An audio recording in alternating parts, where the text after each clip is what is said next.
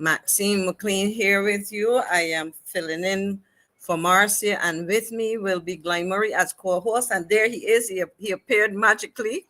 So let me say hello and good evening again to the loyal opposition. This is our first Sunday show for 2025. And I will say to you, a blessed 2025. And if for those of you who celebrate 12 days of Christmas, as we wind down, I would say hello. And in fact, let me very quickly ask GLYNE if he's hearing me to extend his wishes to you before we look to go to the national anthem. GLYNE, it's good to see you. Happy New Year. We've spoken, but I think I'm seeing your face for the first time since last year. Yes, that's right. And Happy New Year to you. And I'm glad to be here with you, sharing this historic occasion.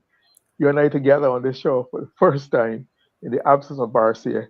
So I hope it leads to lends for an exciting and informative evening. I'm sure we have lots to talk about. We are we enter a new year, which it is a cliche to say Barbados will have or has lots of challenges.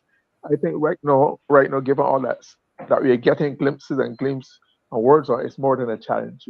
So we have to gird ourselves both as individuals, as a country, and the loyal opposition and those who follow us and support us and subscribe to have to be prepared to put their shoulder to the wheel, use a cliche, and make their contribution to the development and the rescuing of Barbados.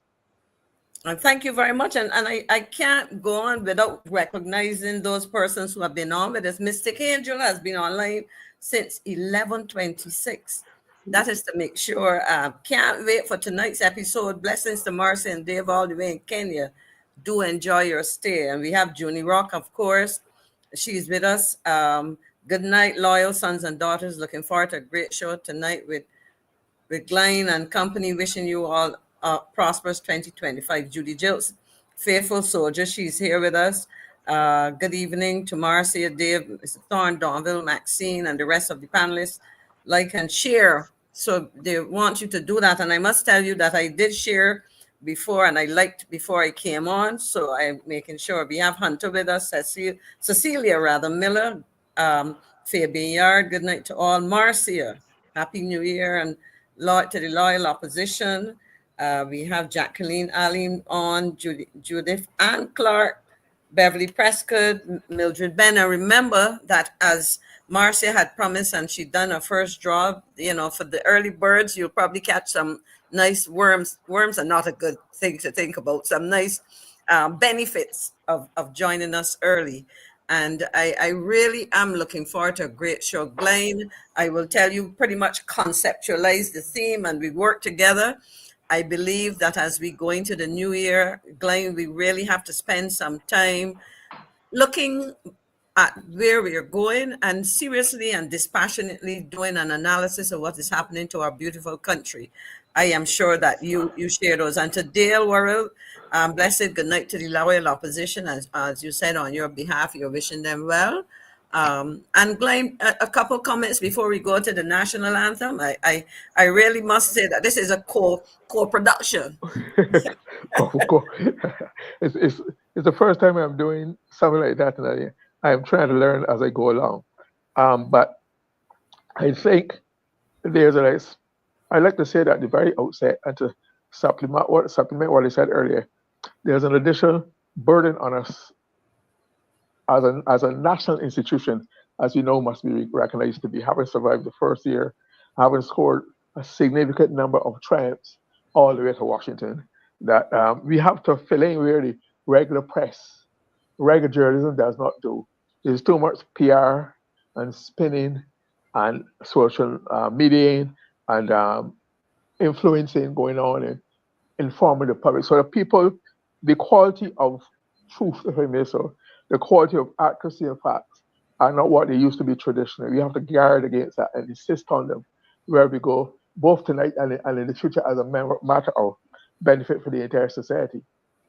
And I agree. And I must tell you, a couple expressions have been staying with me for the last couple of years as I sit in a position like you as a retiree, and where you are pretty much set back a little bit from the hurly-burly, so to speak, and you're able to in a very objective way, although people, once you critique something, they want to suggest that you're not objective, but in an objective way, observe what is happening around us in Barbados, within the region, and the impact that it is having on our society.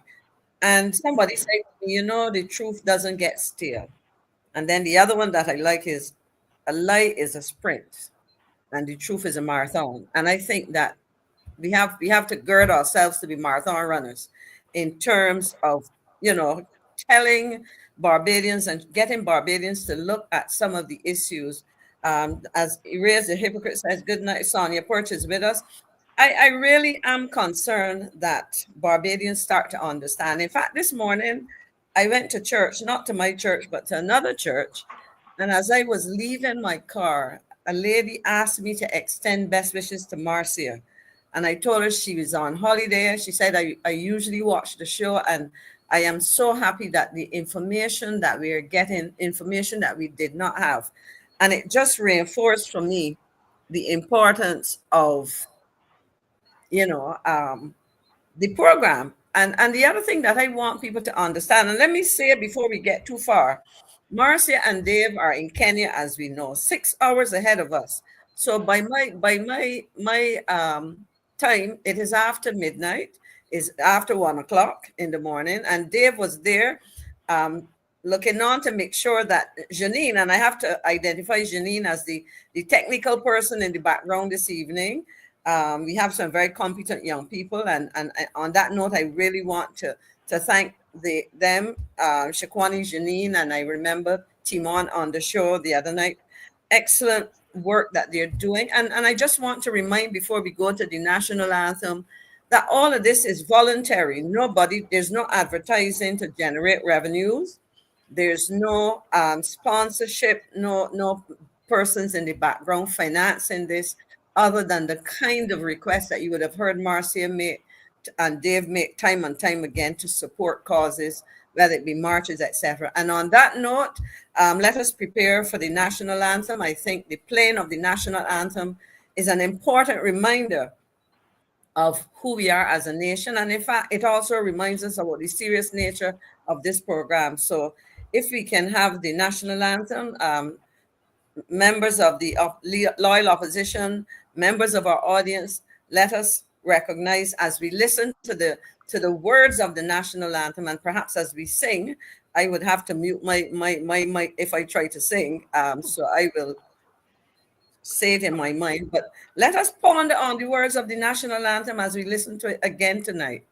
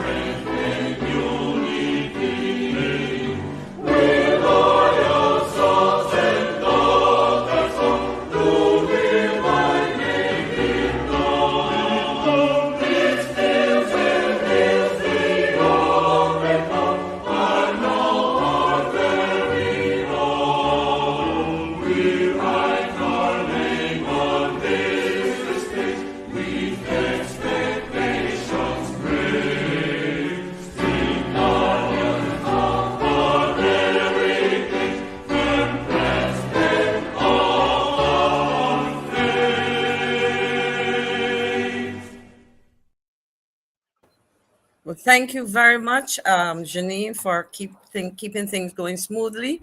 And before I hand over to GLYNE, let me just say that tonight we have, I would call it a very exciting and informative, educational, and very serious package that we're going to bring to you. And we have GLYNE will set the stage by explaining and providing a context of what we're looking to do.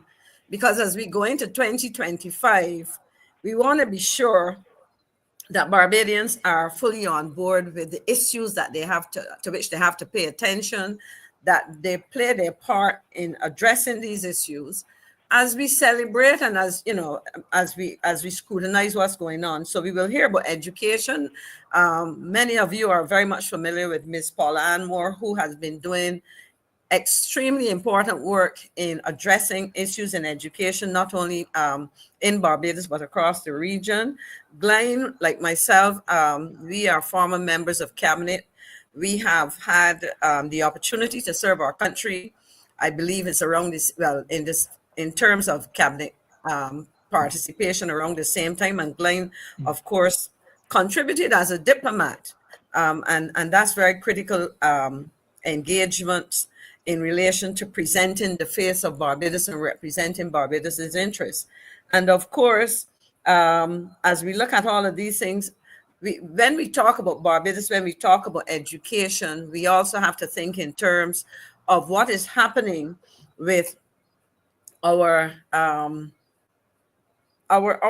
country as a whole, our people as workers.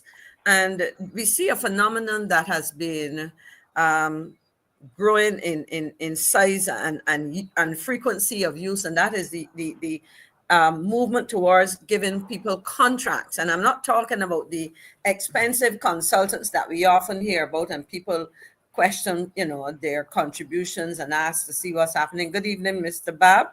But we also recognize that government has been, I would say, in the forefront to some extent in recent times of giving contracts to what I would call semi-skilled or lower income earners. And that has some serious implications, and we will spend some time talking about that, the implications for our national insurance scheme, the implications for the workers themselves at an individual and a collective level. And then, of course, Marcia and Dave are working so hard to share. And hello, Sir Alfred from Brooklyn. I hope you're staying warm. Marcia and Dave are supposed to be on holiday, but they're working hard. I saw before I went off to church this morning a video of Marcia. She's been sharing some of her adventures in the morning. And they've also taken time to chronicle some of what they're doing in terms of videos. So we will get to see a video tonight, the Marcia Week Show in Kenya, Communities Growing Food Together. And as we talk about the state of Barbados, we also want to say something about the issue of what's happening in our communities. And we will welcome again my former cabinet colleague, Don Villinis. I think he can share some insights into one sector of the economy. That's what's happening. What are the prospects for the international business sector? So, GLYNE, over to you. I will try my best to keep things tight so that we don't deprive anybody of critical time to share. And I would also say to, since I cannot have you call in to me, members of the audience, please write your comments in the chat. I am checking one of the chats here on my tablet to my left. So if you see me kind of looking back and forth, I'm trying to do a Marcia in terms of multitasking to make sure that we have a highly interactive session. So GLYNE, over to you. Thank you very much, Marcia. Just say, Maxine, that you are bang on with your time management so far. Like schedule, we finished at 7:10 to go to the national anthem, and now we are a few seconds before 7:15 my scheduled time. So excellent start, and you're off to a great start. But I must say that given all that is happening in Barbados today, things, unless people are in a state of great denial, the national anthem tonight took on greater significance and impact and import to me.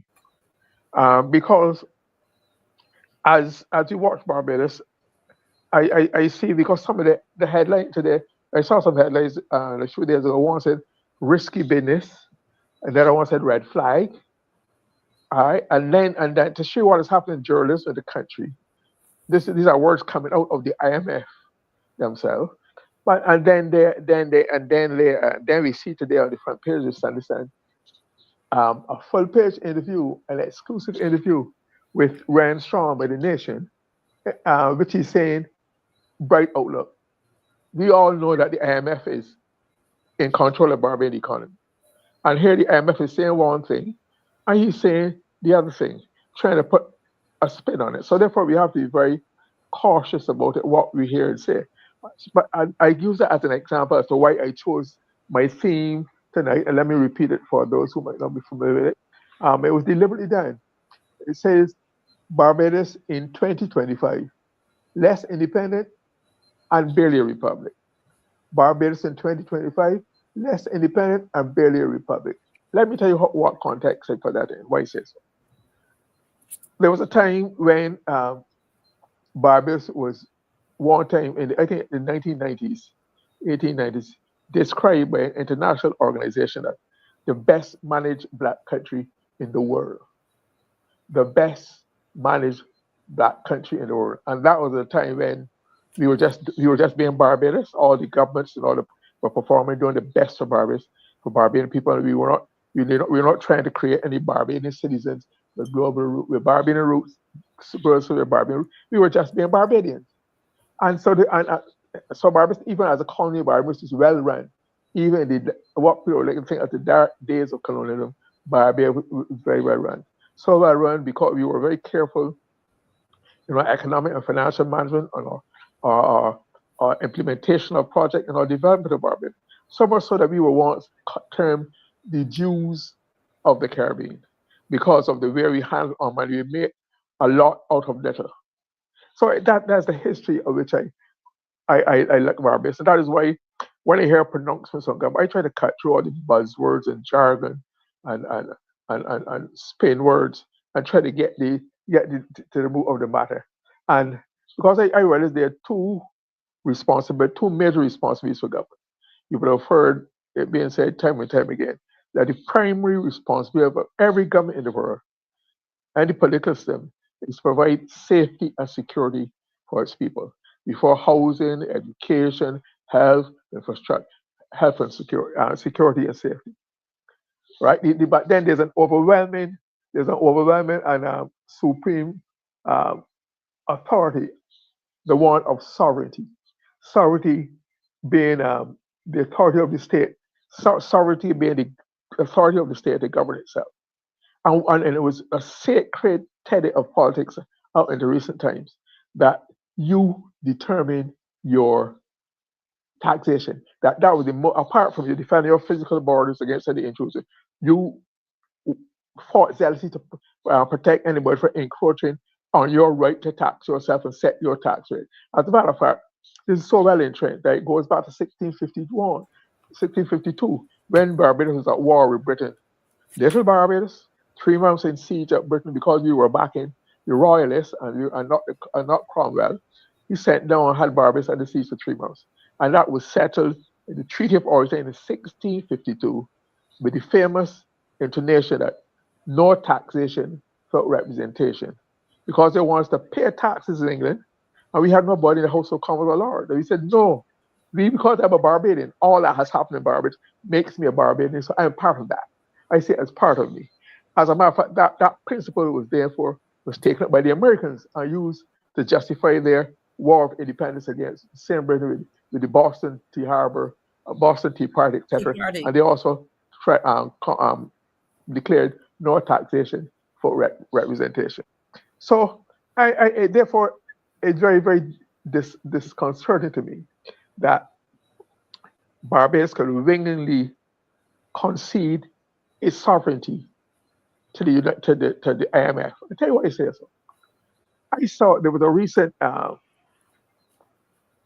statement from the IMF given one of its reports in which the staff of the IMF is recommending And what they're recommending makes it clear that Barbados is now a client state of the IMF. You might have thought we got away from Britain, several times with Britain in independence, but we are in the hands of the IMF now. The staff is recommending that in order to give what they call the government of Barbados economic wiggle room, where you could, in order to do more things, get more revenue, that we could take a fresh look at the capacity within the VAT system and property taxes to find more money within those to give the government more revenue. In other words, that is one way of government getting raise taxes. Because what the VAT is now 70.5. I think that was supposed to be. It was originally 15%. Then it went to 70.5. With a plan to bring it down, bring it back that down. Was supposed to, that was supposed to be temporary for 18 months or something like that. And still, something like I know. I hear the IMF saying raise that.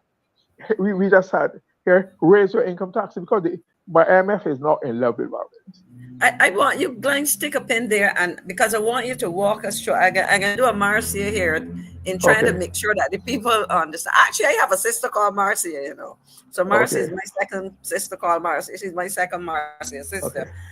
But you're making a very important point, and let me see if I captured what you're saying clearly.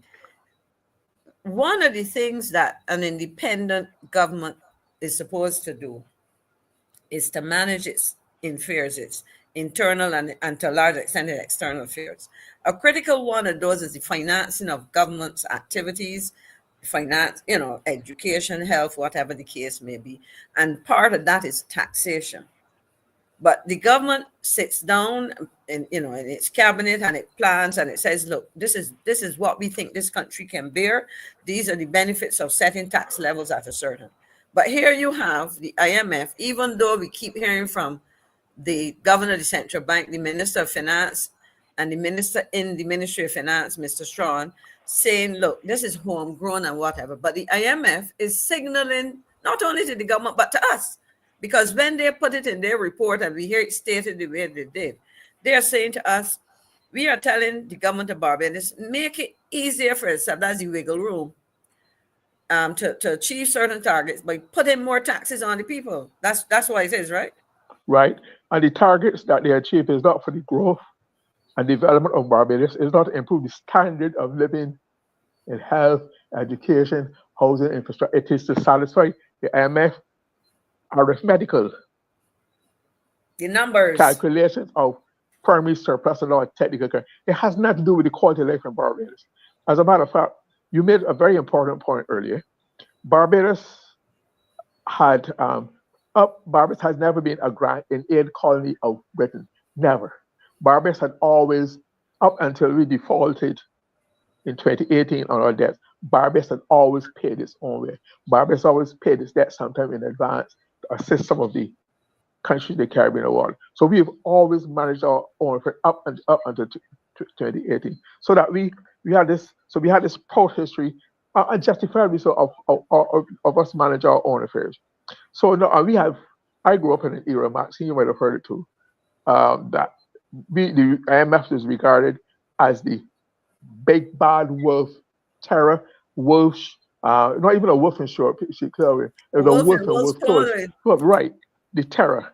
Now the government has wanted us to believe that IMF, that when they said they would go to the IMF, but they made it, and it was a homegrown exercise, home developed, done in record time with the assistance of Dr. Gavin Greenwich, who had been seconded for the IMF to do the job.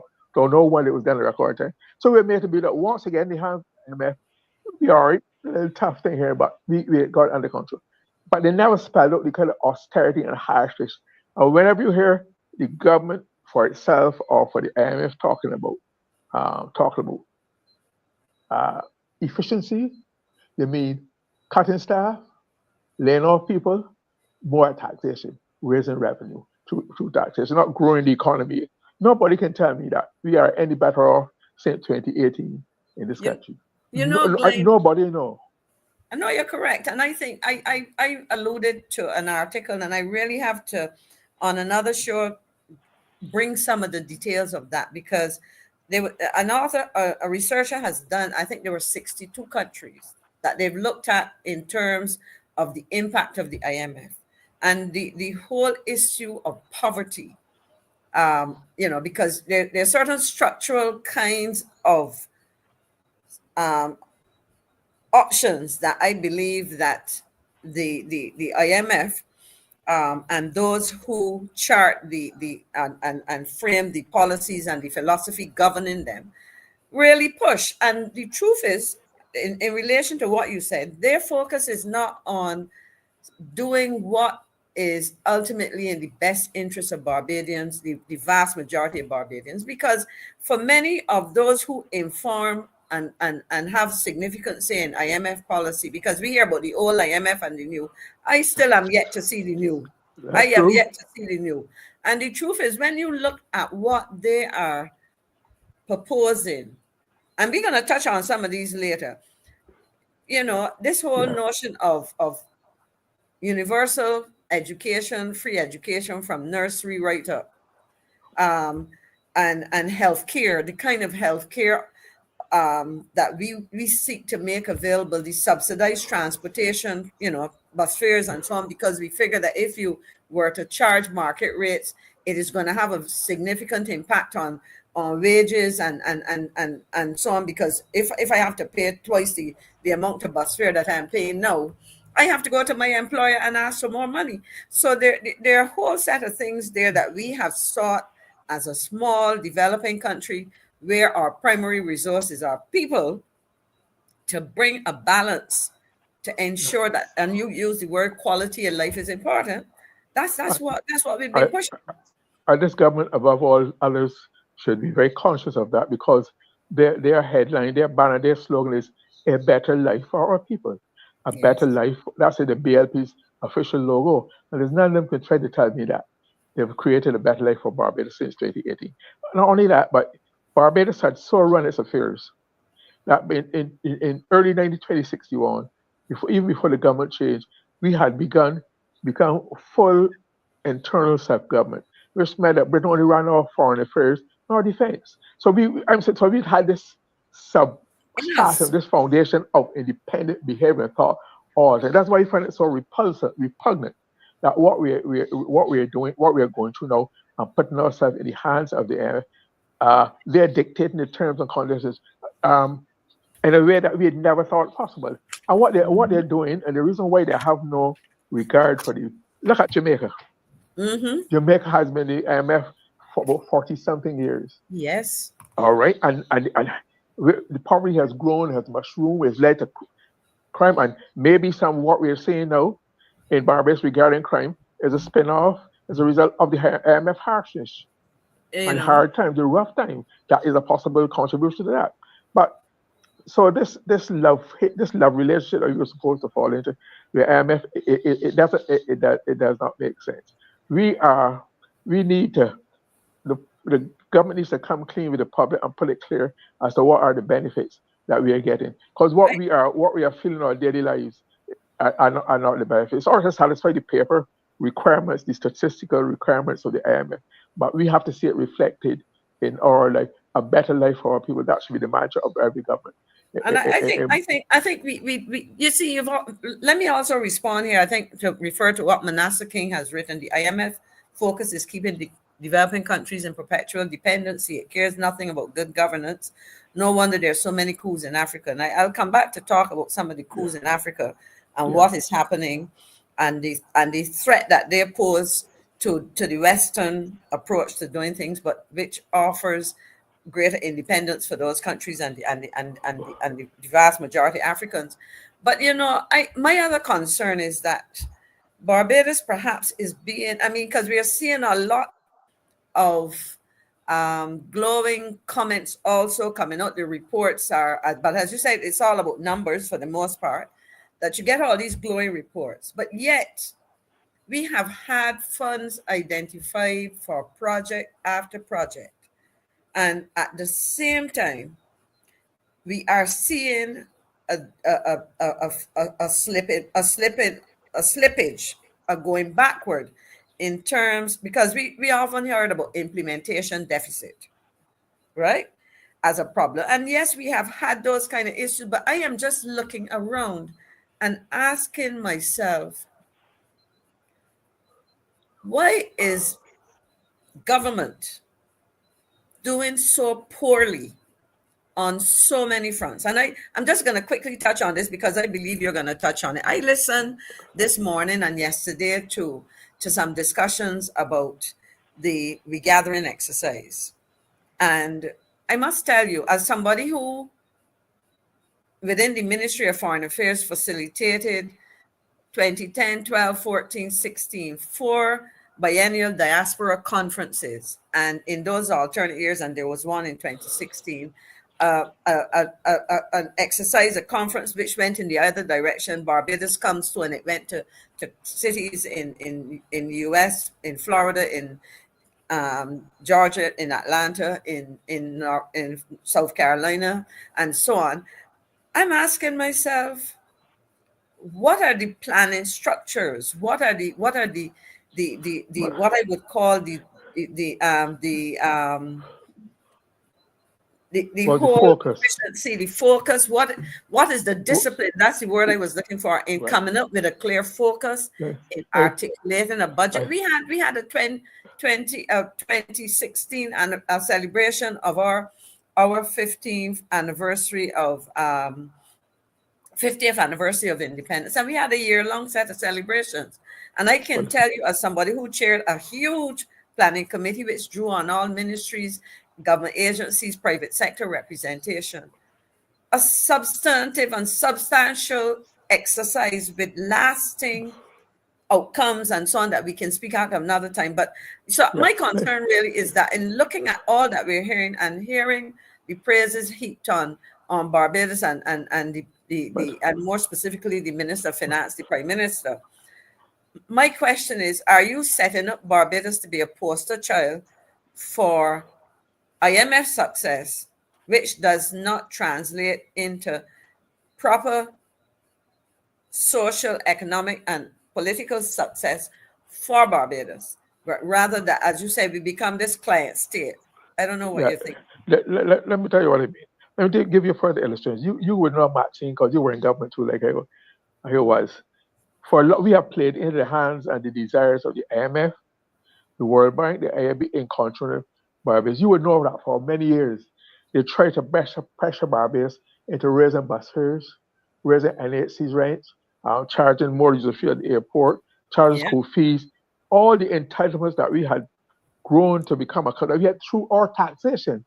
The better life for the people they were against, because they were saying because what we were doing. I just remember we were rising, improving our standard of living, or the gross domestic product, and we were rising in the world.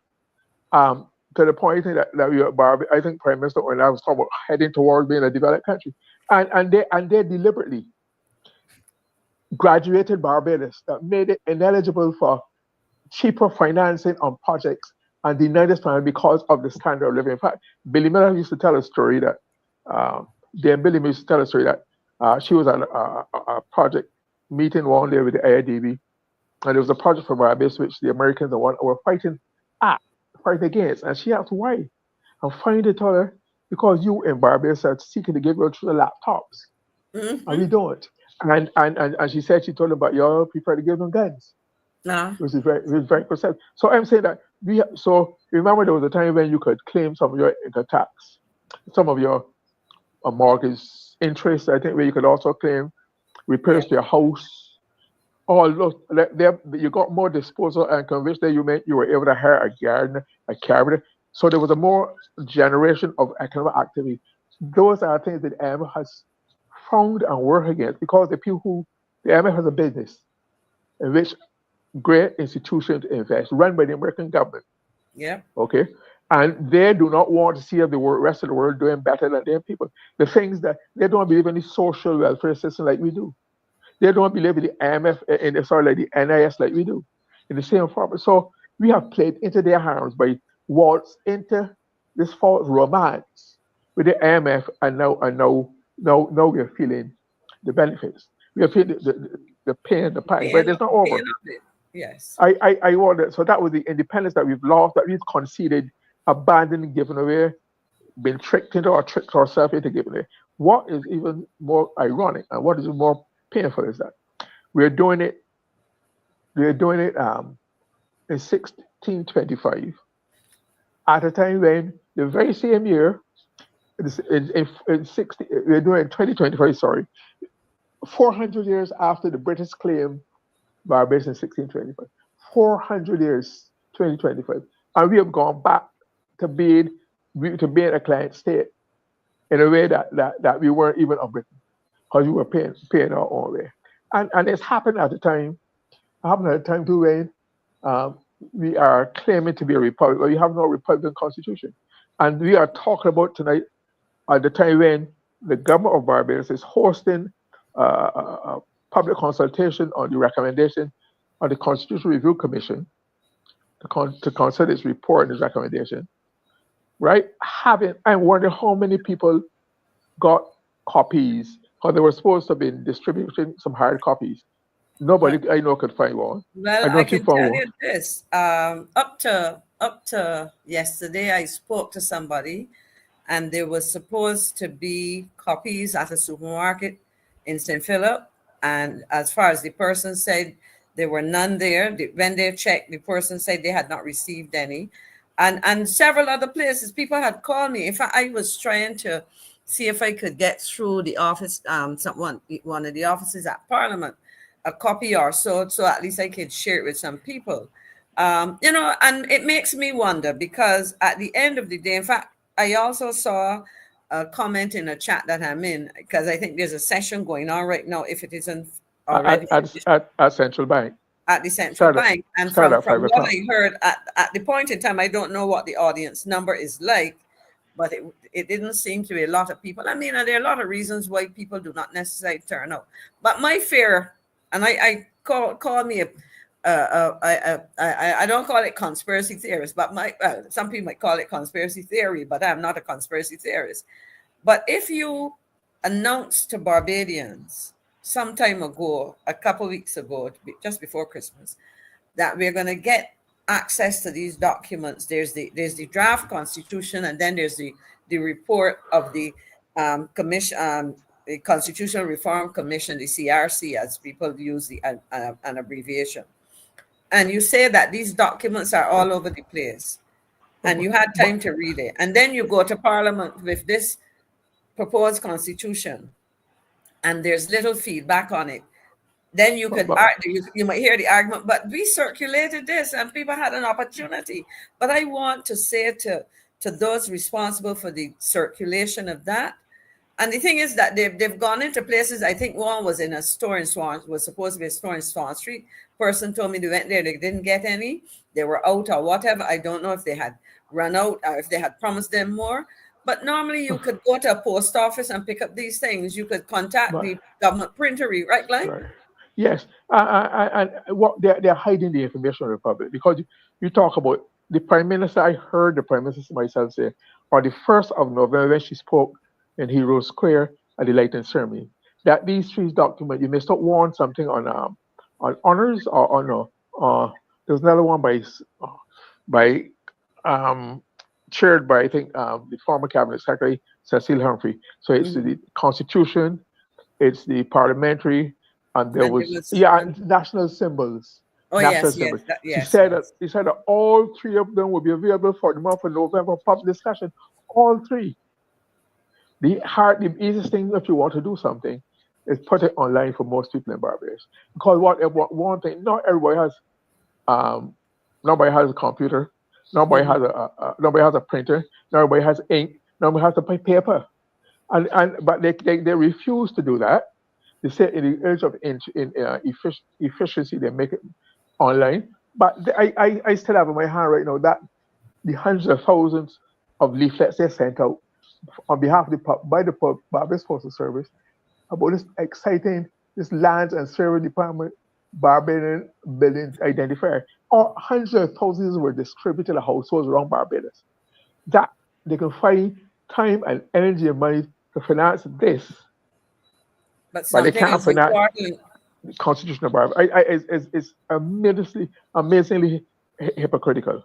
And again, so I I don't believe in coincidences. I like to follow trends and follow sequence. Everything is connected to everything else in life. That's how you You, see the world. you And know, sooner or Glenn, later, the impact.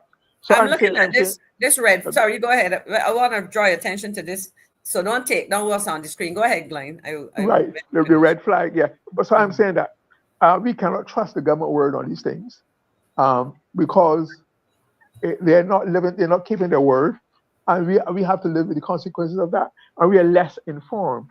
So when they get whatever report on public feedback, I saw some of the I saw some of the recommendations and am absolutely underwhelmed by some of it.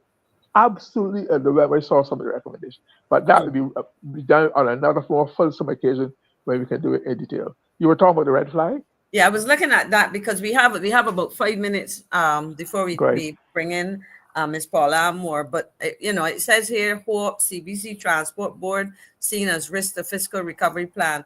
I want to put on there because we're gonna speak a little bit, and I think we can talk about it, at least certainly introduce it tonight. I want to put the sugar industry on here because I have some very strong feelings and comments that I want to make about that because you know there was a rush in December 2023 to meet an IMF target because we're talking IMF, and that was Right. to um, divest itself of the sugar industry. Now, some proposals were put, and I say that within the context of the and so let me park that there because I wasn't sure if you were finished because if you wanted Yeah. to say more on that, and I can always No, come no, back. I was gonna, I was gonna deal with this. We do the state-owned, what we call startup corporations. Yeah, you go The ahead and do IMF, that. Uh-huh. the OMF is calling state-owned enterprises. They always come and throw these. At one time they used to have about condition, now they become conditionalities.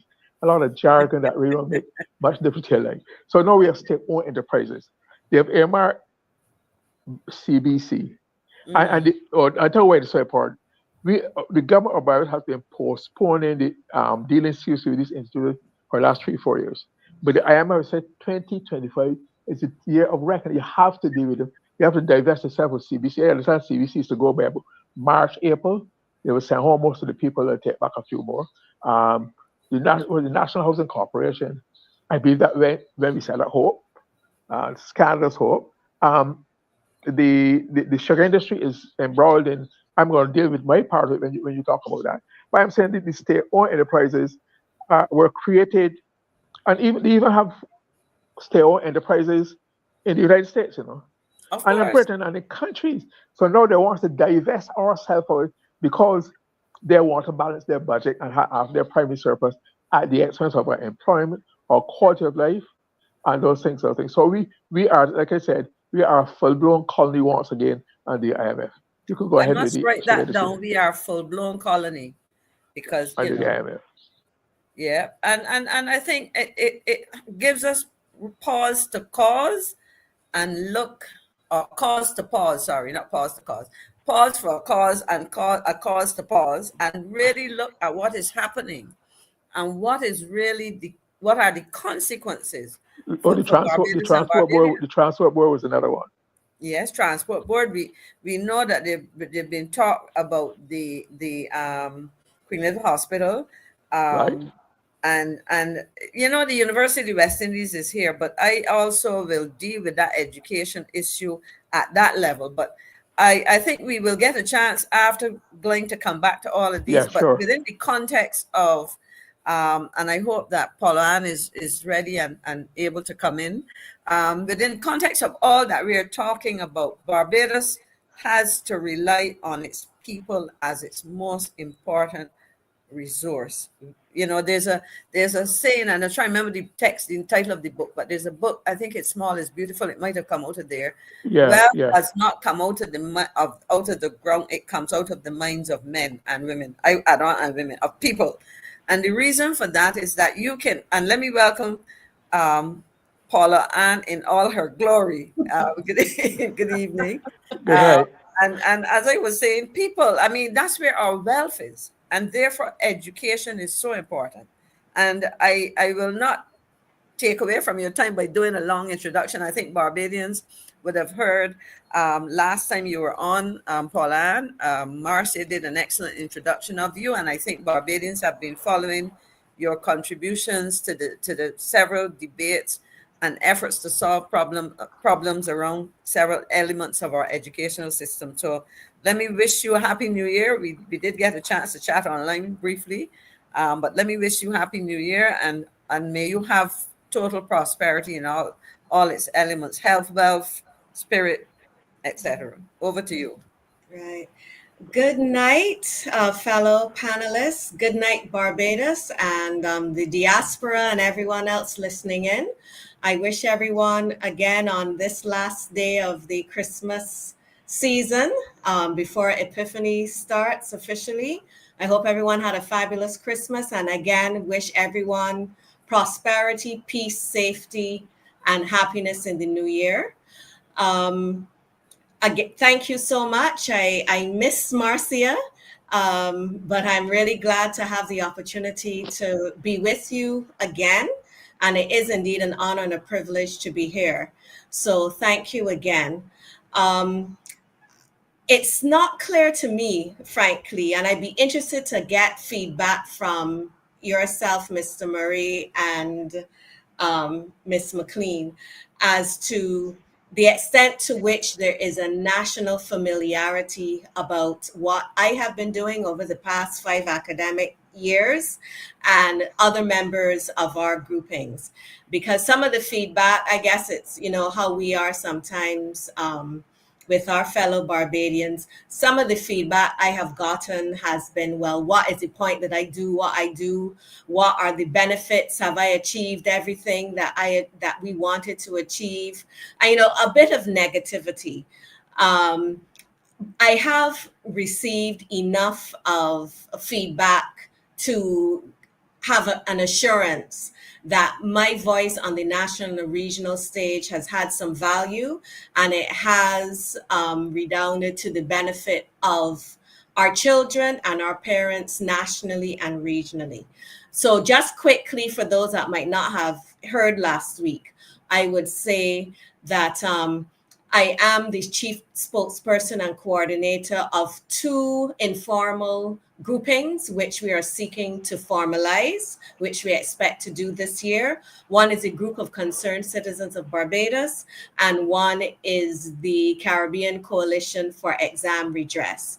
And both groupings developed in 2020 during the CXC 2020 grading fiasco, because we as parents, teachers, principals, students, frankly, we felt a bit let down because, not a bit.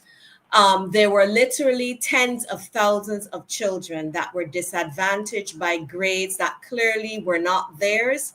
Clearly, there was a problem with the quality assurance of CXC. It was a difficult time. We know that for all public and private sector and us as human beings, but the response was disastrous, frankly. And especially when we compared what happened in the UK, when there was a very similar fiasco with their grading for their O and A level grades. The children took to the streets in their tens of thousands, parents did too, and there was an almost immediate response by the government. Within 48 hours, the government came out and apologized. They said that they want to ensure that the stress of the children was mitigated. They accepted responsibility for what went wrong, and they sought to rectify the status quo. It wasn't a perfect solution in terms of the grading solution that they gave, excuse me, from a rigid pedagogical standpoint, but it was a crisis situation.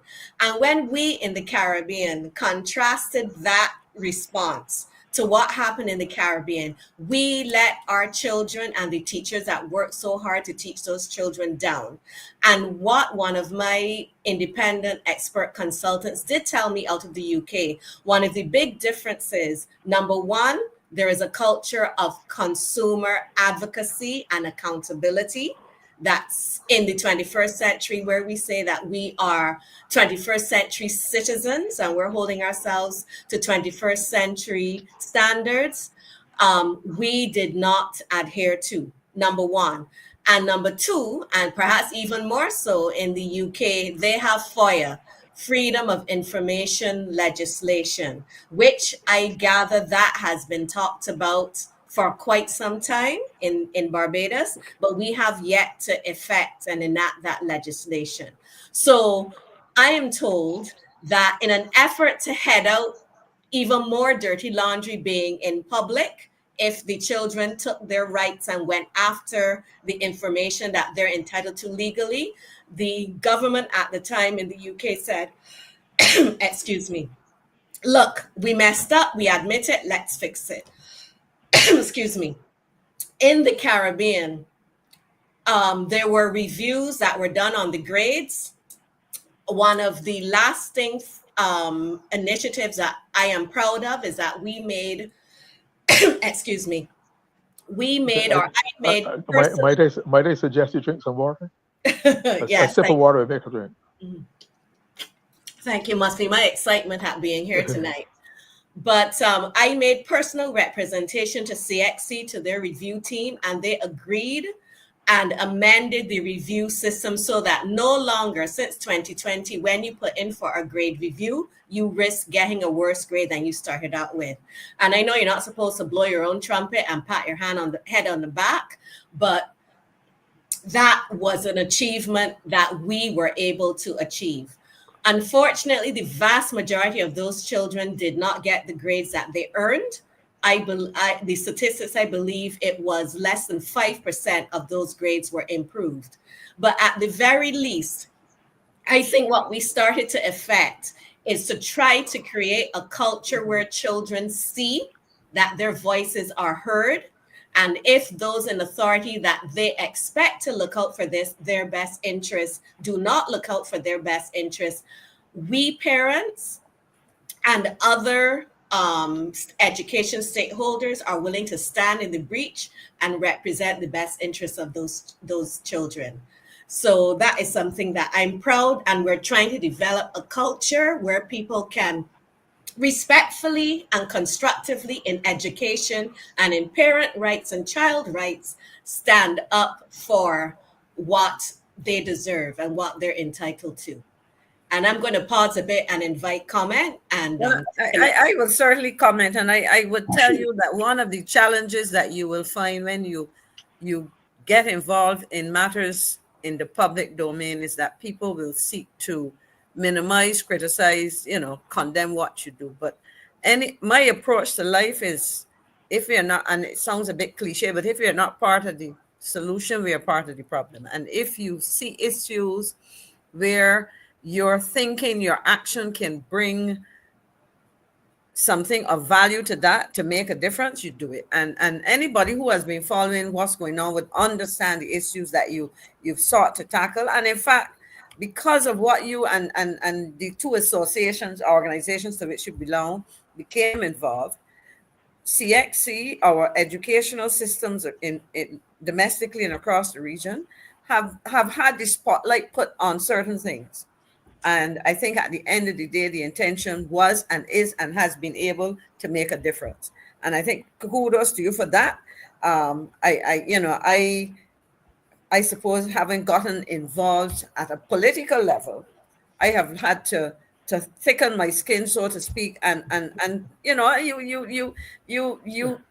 my approach is that you go out there and where explanations are useful, so that people understand, but where people seek to criticize for criticism's sake, I just say, peace, my brother or sister. If I may add to that, Paula, Sure. when you're public life, there used to be I'm sure you must have heard of Boy Child Smith, St. Joseph. St. Joseph. Boy Child Smith, Lloyd Smith. Member of Parliament. Two sons funeral home. right. He's a grassroots politician, if there ever were one in Barbados. He used to have a saying that, do not put peep under yourself. try to visit. It's a very graphic description. Do not peep under yourself. Do not let what people say about you or think of you cause you to so that you can virtually like a start question yourself, right? And when you come up against these institutions, and it will give a nice segue to ask my question. Institutions like CXC, even institutions like UE, there used to be. I like to refer to village characters who had some very, very grassroots wisdom. There's a man called Bellamy from he was unfortunately he was not from Spoon City, he was from Carrington Village. But he used to tell you, you cannot hide feces under a sieve. You cannot cover down feces under a sieve. Can't hide it. Okay. So so good. It will come out, the stench will come out. Okay. Yes, yeah, I got you. Okay, so when you're doing, what I want to ask, there have been 2 or 3 incidents that brought CXC over the years into disrepute. But I seem to get the impression that nothing, if little much, has changed in the management, the philosophy, the governance. They seem to think that they're independent of the taxpayers who finance them. But listen, Mr. Murray. Tell me, am I right or wrong? In fairness, let me back up a bit. And I always say, number one, anything that I say, fundamentally, it doesn't come from my MBA, first degree, professional designations that I have. They help in my analysis because I bring a management expertise and international grounding to my analysis of the management issues. But I always say the reason why I do what I do is because I'm a parent, and any parent, whether they have 10 CXCs or O levels or 1, they have a right and they have a value to be heard and to represent their children. So yes, my initial, the genesis of my involvement, my coins were matched, as I said. My son and a lot of his friends, they were negatively impacted. And although they have moved on for their mental health, they will never forget the hurt, the disillusionment, the despair, and distrust, frankly, in our management structures and systems that are supposed to represent them. And that I will now segue to your point. Frankly, yes, I call CXC name a lot. There are many reasons for why I focus on that. They had a lot of responsibility in what went wrong in 2020 and what has gone wrong every year since. And as we said in 2020, the fundamental issues that caused that fiasco, if they are not addressed fundamentally, they will continue. And what have we happened every year since? In 2021, UNICEF of all people, the Faith Marshall Harris, who was the vice chair of the powerful United Nations Committee on the Rights of the Child, they all said that moving forward and doing exams as if a pandemic was not still raging in 2021, the same time, the same type of paper, the same structure, the same intensity of the difficulty. It was cruel. And the security breach, how Barbados leapt forward and rolled out e-testing throughout the entire country, when clearly a lot of the schools did not have the, excuse me, the IT infrastructure. They use our children as guinea pigs, frankly. Right. They did not do pilot testing. Mrs. McCLEAN, you know how important it is from a project management point of view, from an IT, from basic common sense. You do pilot testing. You don't roll out something just so and torture the children on top of the already stress that they have. A rural secondary school, one of their teachers and parents called me up. You could believe that when they did CSEC maths, with this e-testing, when they first rolled it out, because it didn't have enough computers, there was some, they were time debarred. They had, for security, they had to do the test within a certain time. They did not have enough devices for the children. You know that some of those children had 10 minutes to do an exam. Wow. And said, I pleaded with them, make representation for a hardship allowance. Whether it was done, I don't know. But some of the feedback that came back to me was, with them children is normally fail anyhow. Wow. So I mean, but again, anyone that knows me knows I speak in multiple parentheses. But to get back to the original comment, I ain't vexed with CXC anymore. If they're allowed to get away with what they're getting away with. Straight that who is they their boss? Who is their their boss? culture and their philosophy so that they are operating like a monopoly. Those of us remember cable and wireless back in the day and how cable and wireless used to operate. If you're a monopoly as a business, you do what is in your best interest from a financial point of view, from an operational point of view. And if as part of your strategy and your business plan, you do not have the children's best interest as the forefront of what you do, which is, if you look at Cambridge's strategic plan, that's what they have. This is what will happen. So it comes back to accountability and governance. Aren't there isn't CXC an institution of the Caribbean, of the Caribbean regional government? You would think not. How do the governments that are accountable to the people who will feed the anger of the public allow them to get there as though they belong to themselves? Both of you know all too well of the council is a long name that I can't call. COSAD? Yeah. Actually, yeah, but CXC is on report to them. But they do, and this is the point I was making. I think Manasseh King was saying that they're regional. My thing is, at the end of the day, the responsibility for what CXC is, does, etc., falls in the laps of the ministers of education. I carry on. Exactly. And that is the point, I think. As Manasseh is saying, please note that CXC is a regional body. Doesn't matter. Countries have no control. I don't know that the individual countries have to use the mechanisms of control that they have. Exactly. To make sure that these things happen. I suspect what has happened and what continues to happen is that the ministers, perhaps individually and collectively, need to take greater responsibility to be more in tune with the issues that are happening on the ground in the schools, the kinds of things that you have highlighted. And that is the problem, that they have been allowed to go ahead and do what they do. You know, I mean, CXC over the years, because as I look at what is unfolding, I remember when it was created and all of those things and the efforts that were put into ensuring proper standards and all of these things. But what is happening now is that they're probably left. They have probably evolved. You talked about a monopoly, and that is part of it. But I think more important to me is the fact that the governments and the educational institutions that they serve within the countries where those governments operate have to take responsibility for proper oversight. And that, to my mind, is a problem. Go ahead. Well, this is it. And I compare only because our system is largely still based on the British system.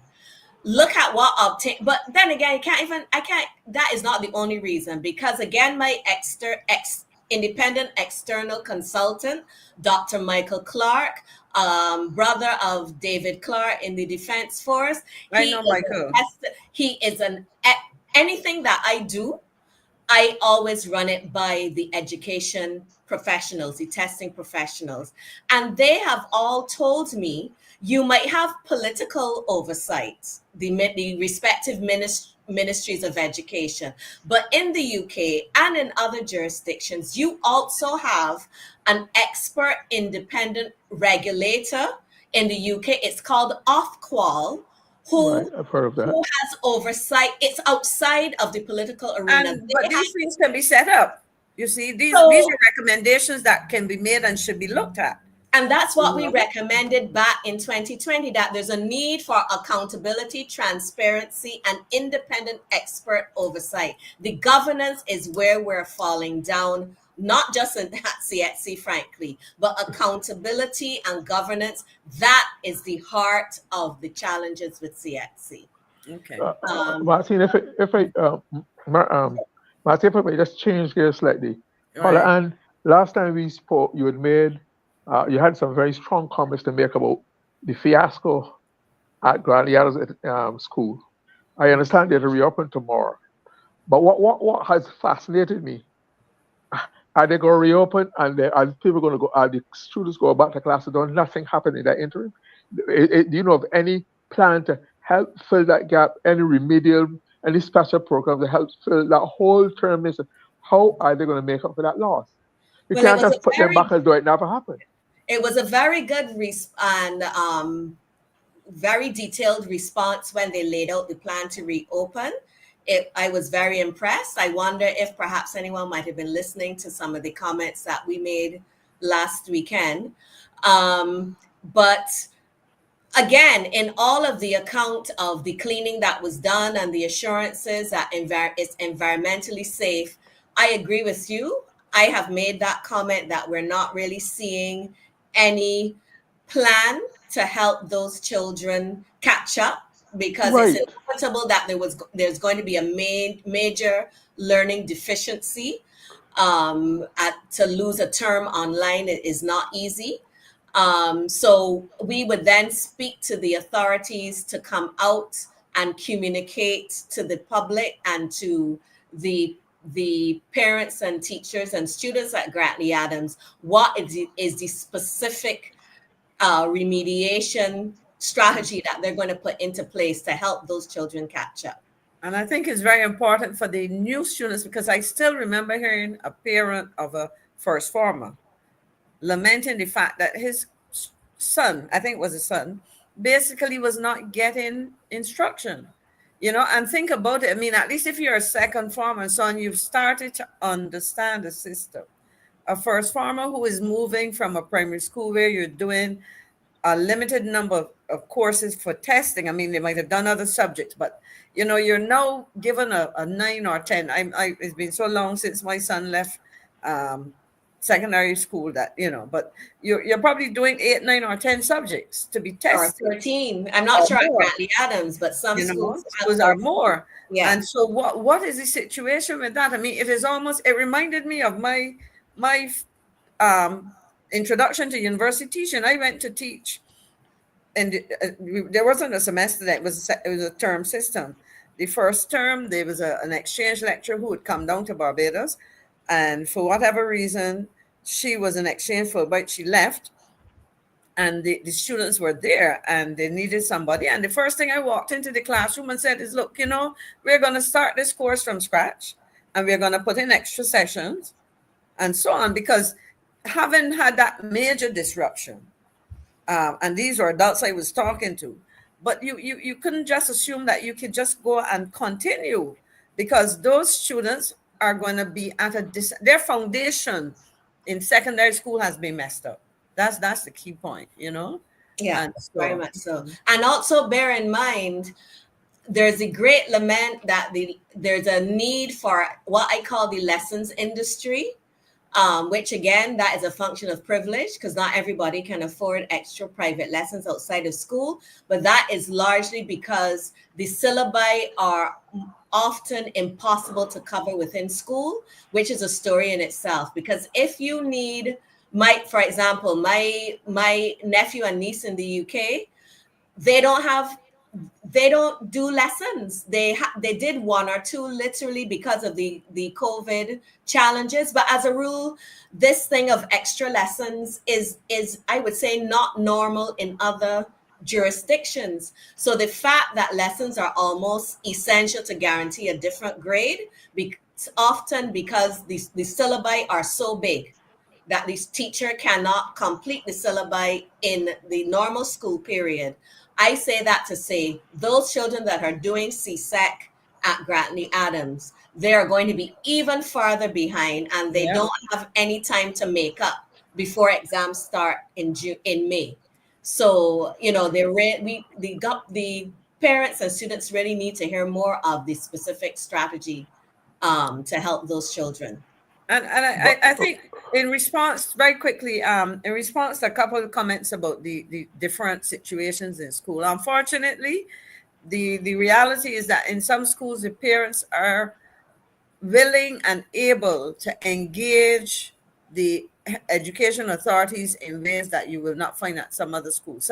Some people feel intimidated by the system. Some people simply have challenges even dealing with the regular requirements, etc. But you know, these are issues. Now, Paula, I know we spent quite a bit of time. We have about 10 minutes more in this session. So I hope that there's some things you want to touch on, Oh, because there. I thought you were giving me more time like last week. no, well, But anyway, you go ahead. We will yeah, adjust. no, I will not, yeah, right. No, I would just say to summarize, CXC, we're not happy. We do think that there is more of a role for CARICOM. We know that our prime minister now is the chair, I believe, of CARICOM for the next 6 months. Yeah, for the next 6 months. It rotates every 6 months. Right. But Barbados has traditionally had a leadership role in the Caribbean, and I put our prime minister on the spot to make the issues of governance and accountability of CXC on the front burner. Also, what is supposed to be on the front burner is another pressing issue relating to our children, and that is the certification, what these children are coming out with when they leave school, are not coming out with.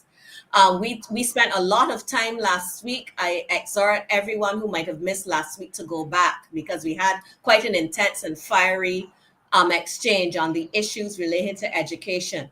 But the big issue, again, I will say it every day until it's not needed to be said, until we deal with the remedial challenges at the primary school level and at the secondary school level, we are going to continue to churn out thousands of children every year that are leaving school with no real certification.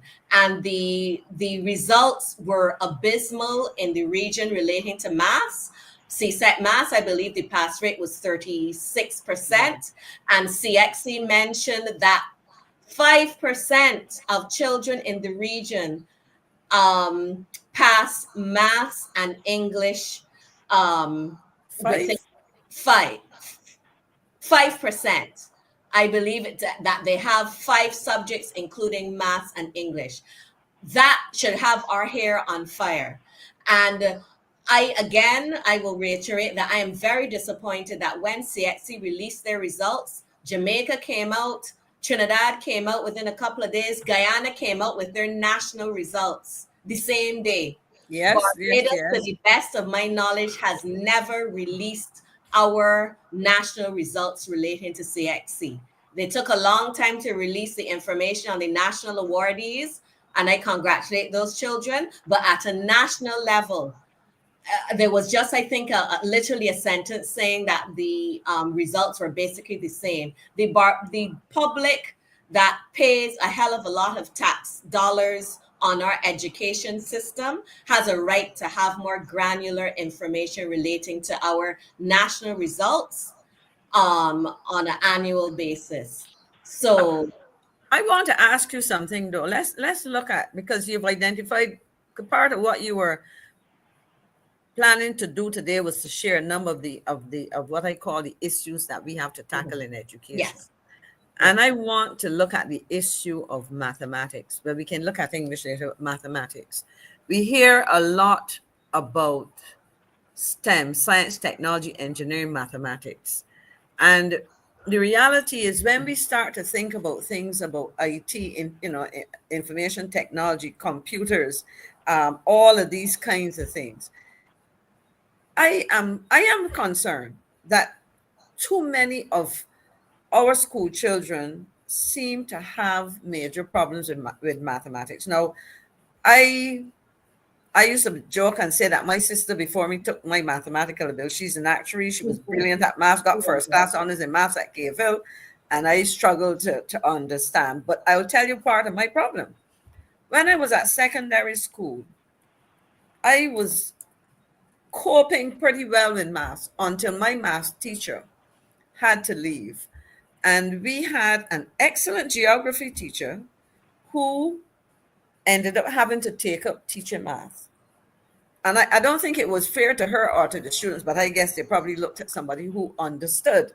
And this was something that in my personal experience as a lecturer, I remember having to teach a course, and they said to me, you have an MBA, so you can teach a production management. I said, I've done it, I understand it, but that doesn't mean I can teach it.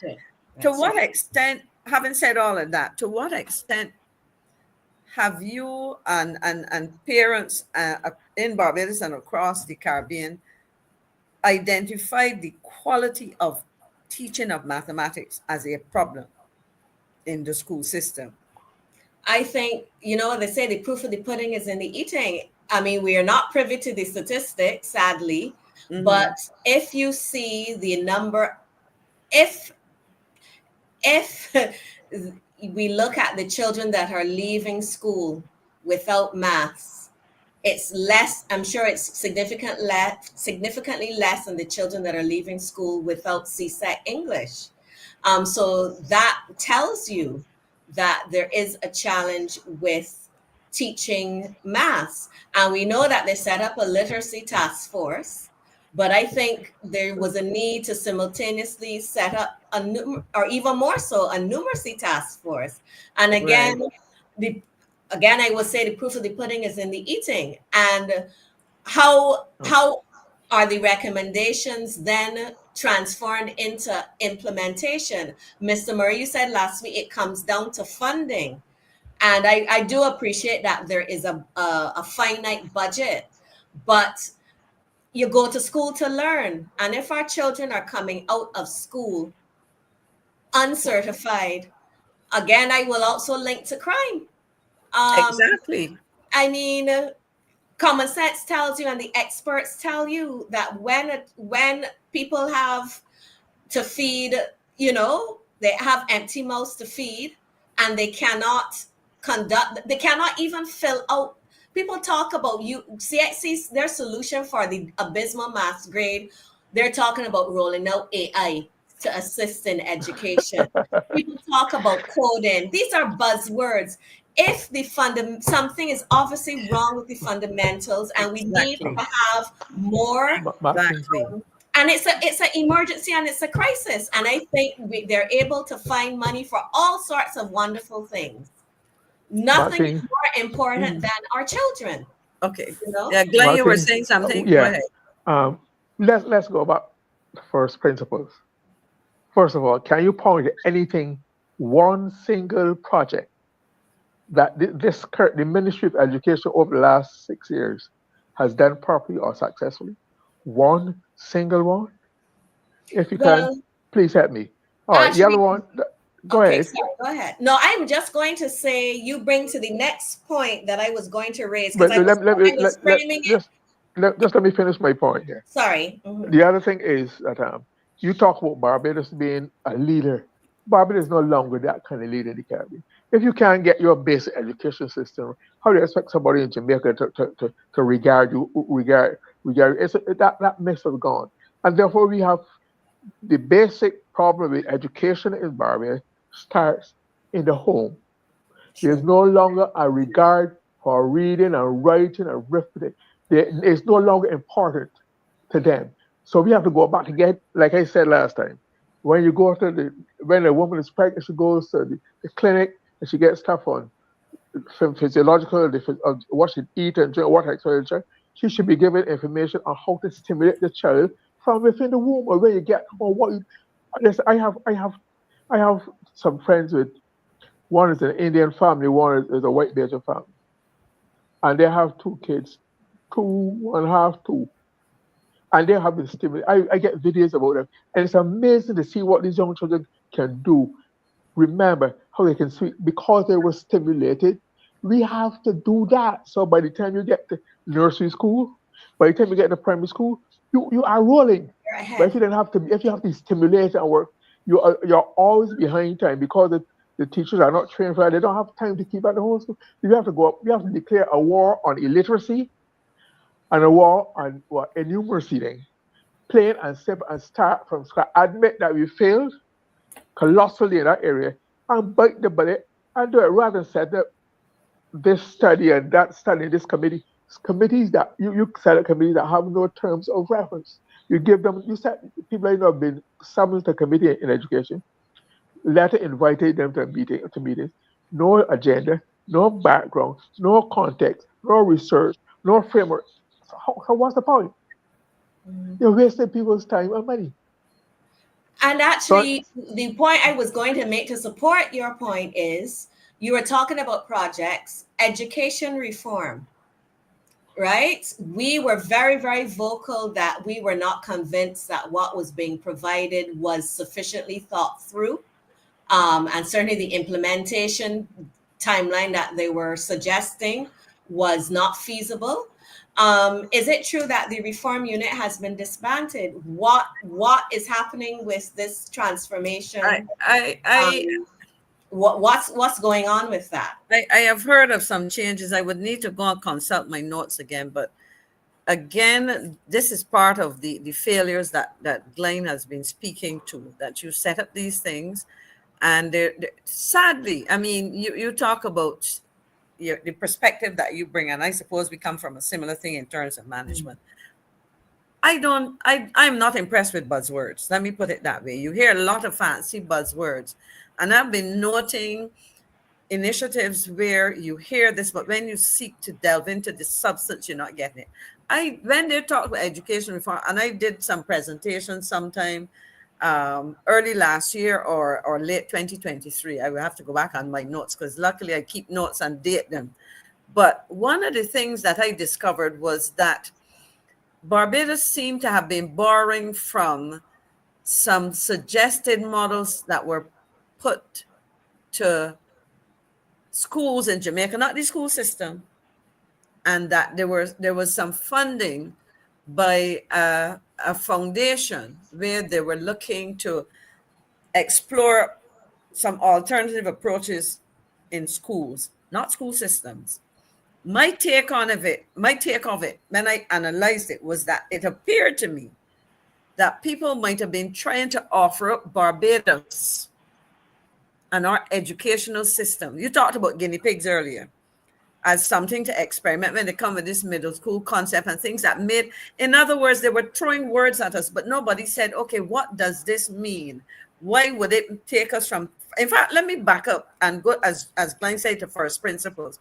What basically is the problem, or are the problems that we are trying to solve? And if we start there, then we get reform, but we don't have this what I call root and branch thing that they want to dig up the tree and toss it out and try to plant a growing tree in its place without understanding, what it is that and so I think that is part of the problem, that we've had these ideas. Somebody seems to have planted a notion in somebody's head, and they say, this sounds good, let's try it in Barbados, forgetting that if we are not tackling the problem, then we have a problem. The last thing I'm going to say, because as I said, I would want you to share any additional points. It means I have to come back again and again, Paula. yes. But when I raised the issue of maths, and you made the point of the importance of an independent, when you were looking at the US, an independent expert oversight body. One of the things that I really would like to see done in relation to our starting at our primary school and probably nursery and primary school level would be, and across the educational system, secondary, because that's where we feed into our tertiary and work situations, is to do some analysis of the quality, the techniques and so on of teaching of mathematics. Yeah, I think it is important that you analyze how these things are taught, because I use myself as an example. When I was understanding what the teacher was telling me, I was doing well, because what it said to me, my sister's name happens to be Marcia, the one that is the actuary.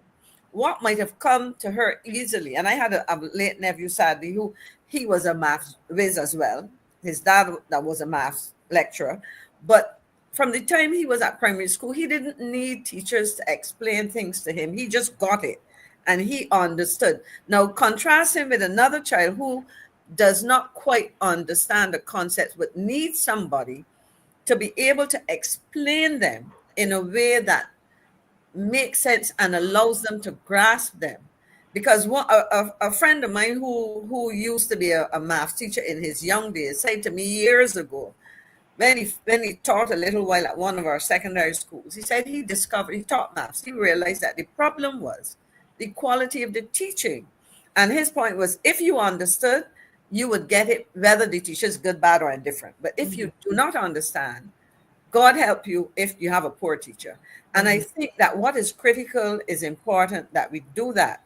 That we take some time to step back and get people who are knowledgeable of pedagogy, who understand teaching techniques and all of these things, to go in and observe and analyze what they're observing. But, And, but Maxine, we have Ernest and Cartry. We have a whole big barrel of people at the Ministry of Education, PhDs and what. But are they doing these things? How do they think it through? How do these things pass through a whole But ministry, are they involved? whole cabinet?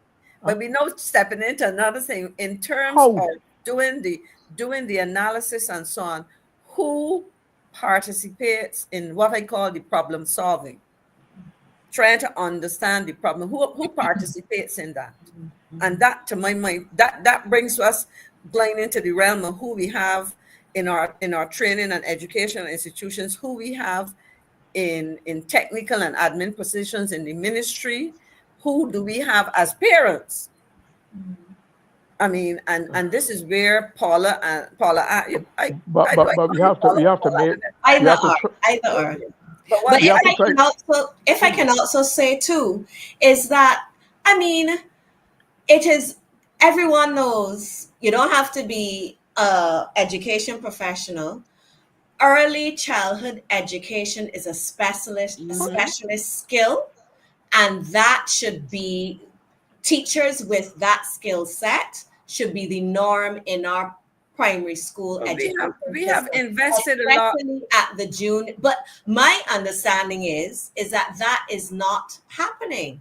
That oftentimes at reception level, for example, you have someone teaching that might have a degree in geography, for example. I don't know. What I can tell you, and my son now is 33 years old, but when he was at St. Stephen's Nursery and primary, there were a lot of very well trained teachers for those areas, early childhood education. I remember there were initiatives to train a lot of these people. In fact, I smile whenever I see, and we're gonna have to wrap up after this. I'm gonna ask you to wrap up, and I'm been noticing the comment, Carol, the Ministry of Education, not serious, but I listened to the calling program. A person like Sandy Fields, Kelma, who is actually watching who is online, and she did make a comment earlier in terms of welcoming you, Paula-Anne, and so on. But as I was saying, one of the things when I looked at what was happening with my son, and I remember that at the nursery, they had excellent teachers. Some of them are still in the system, some have retired. Because I can tell you at St. Stephen's Nursery, the head teacher was excellent. She moved on to the Ministry of Education and so on.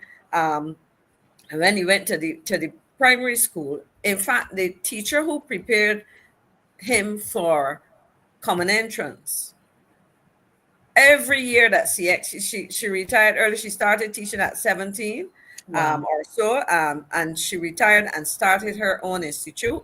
And almost every year, Miss Thompson, Margaret Thompson, yes. Yeah, she taught me. She went to St. Lucie Secondary School, came from the Norfolk, came from St. Lucie. Excellent teacher. Yeah. She even teaches old folks how to swim because she's that good a teacher. But but the point I'm making about Margaret, just a second, Glyne, was that she understood, and you know what happens every year, this is the point I'm making, people were talking about how good primary private schools were. Every year she will tell that I call her and I ask her every year, how many of those top students went through your academy? Because she now runs a private academy. So in addition to going to private school, some parents send them to private school, pay a lot of money, or they send them to the regular government schools and then pay additional money to send them to her for. But she is excellent. And she will tell you, I prepare my students for life.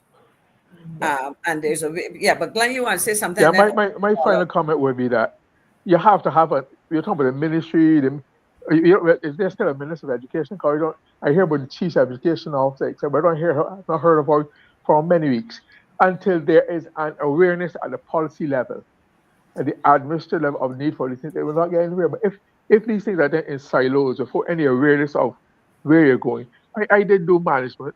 but I was taught how to think critically.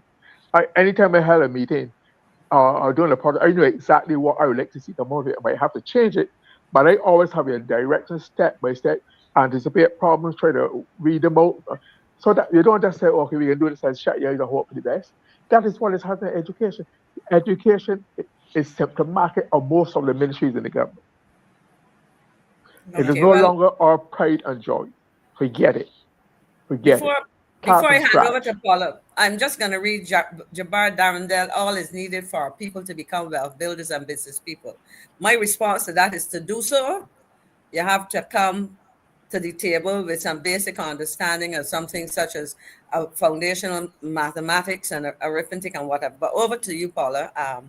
If you could And just just to reiterate what you said, one of the Brass Tacks moderators, when I was on recently, they were making the point that you could use tablets for people that might have challenges with English or maths. And my point is, if you have a student that is seeking a job and cannot fill out a job application form, there are certain minimum standards that you need to have to function effectively in a society. And it seems as though there may be thousands of children that are coming out school that do not have those minimum exactly. standards. What so obviously what the chickens are coming home to roost when we look at the crime and violence in the schools and in our wider society. Look at what is happening in Trinidad right now. There were some slides I was hoping to show you as to what is going on. The crime and violence comment is not just nationally, it's regionally, but it's a cautionary tale. It's something that is going to take years to fix, but there are some short-term, immediate things that we can put into place for security and safety within our schools and within our nation.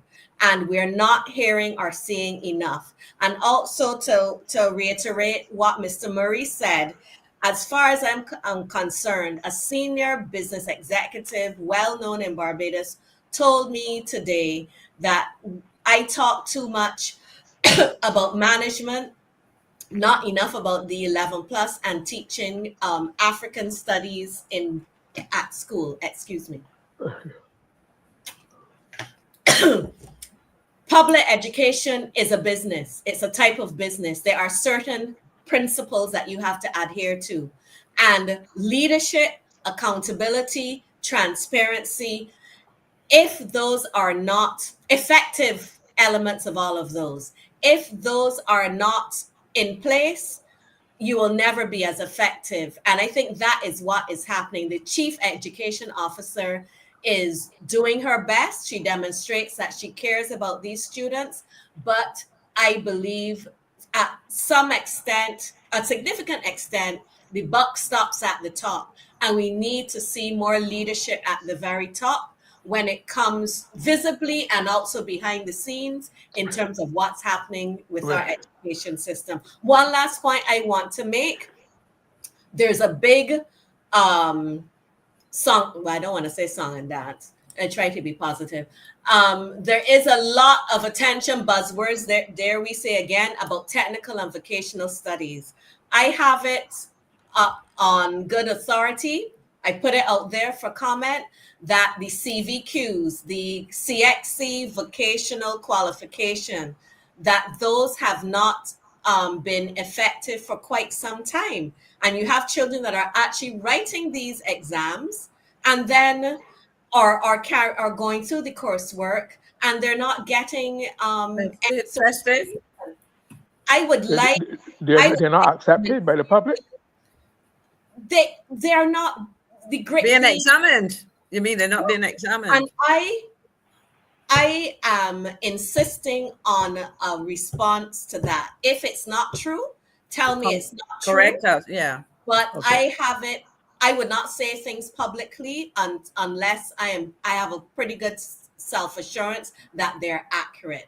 Again, I just want to end by saying that anything I do or say nationally, it's from a constructive point of view.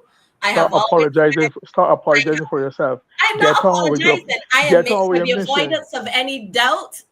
I'm just making that clear. I have been apolitical, at least up until this point. Who knows what tomorrow brings? A lot of people have been exhorting me to be a bit more aligned in my approach. At the end of the day, whether you're D, B, pink, or blue, education, child rights, parents' rights, the need that we need to change our culture and have people be less afraid, have some testicular fortitude to represent themselves and their children. We need more of that in this society, and whatever I can do to encourage that change in our psyche, I will do to the best of my ability. So with that, I just thank you for Can I give one further word of advice? There's an yes. old Bajan saying, when a row won't roll, it will roll up a hill. If people want to find fault with you do it first, forget about the people and get on with your mission. Well, your work, they will always find, sure, they will look for find, they will manufacture what they don't know, they will make up. So just get on with what you're, if you're convinced that what you're doing is right, just do it. Well, I want to say thank you, and you see these old time sayings. Your mother and father might be able to remember some of them, but they are colorful. I am old enough to know a lot of these, and I love. You taught me some tonight, so I have to make notes now. But I really want to thank you, and I really think that you can come back because you touched on something which you said you had intended to talk about. That is that the whole nexus between crime and violence and educational or lack of educational achievements and accomplishments. And I think that so don't throw those slides through the window, just save them. And I will tell the technical people to hold on to them. So perhaps you can join us again. But I think really and truly you've touched on a number of critical issues. And as we talk about Barbados, as I started, when we talk about where our country is going, we can go nowhere far without quality education, and education that is highly inclusive and caters to the needs, particularly of those who have challenges of various kinds. And that's where, when we talk about remedial work and all of these things, identifying learning challenges, etc., these are the things that we have to, and the fundamentals, as you said, are important. So thanks again. The feedback is pretty positive. And so I am sure people will look forward to your being on the program again.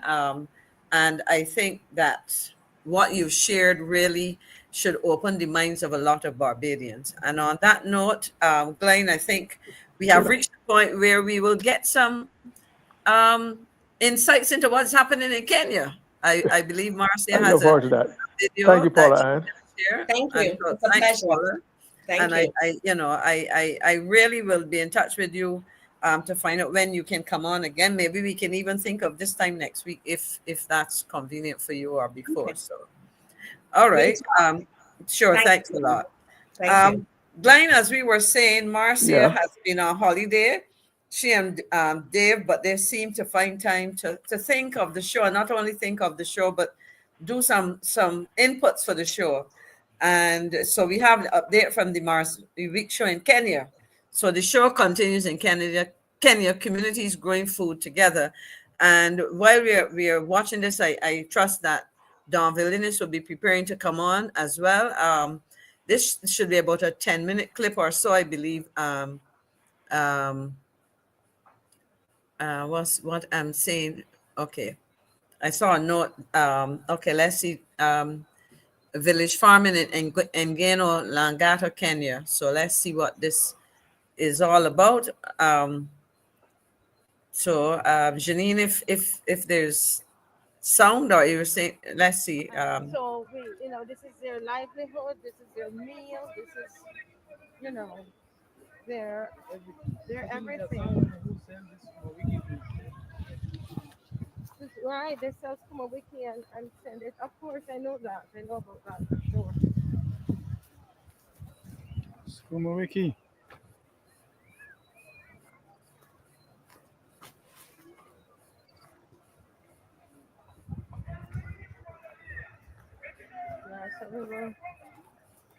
Was a political meeting? Was that Daniel? It's a political meeting. It's dark and through the power is off here. There's no light. Oh yeah, this Yeah, the community village. because they don't pay electricity. They don't. What? We can always put music over the spark here. Watch it. This is my car. This here will cut you. Right? It's sticky. Yeah. We call it in Jamaica. We call it maca.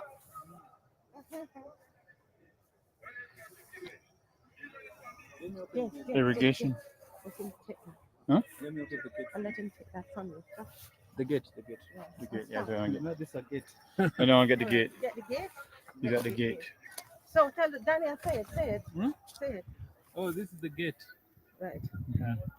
Yeah. But So you have to raise it up so that you can pass.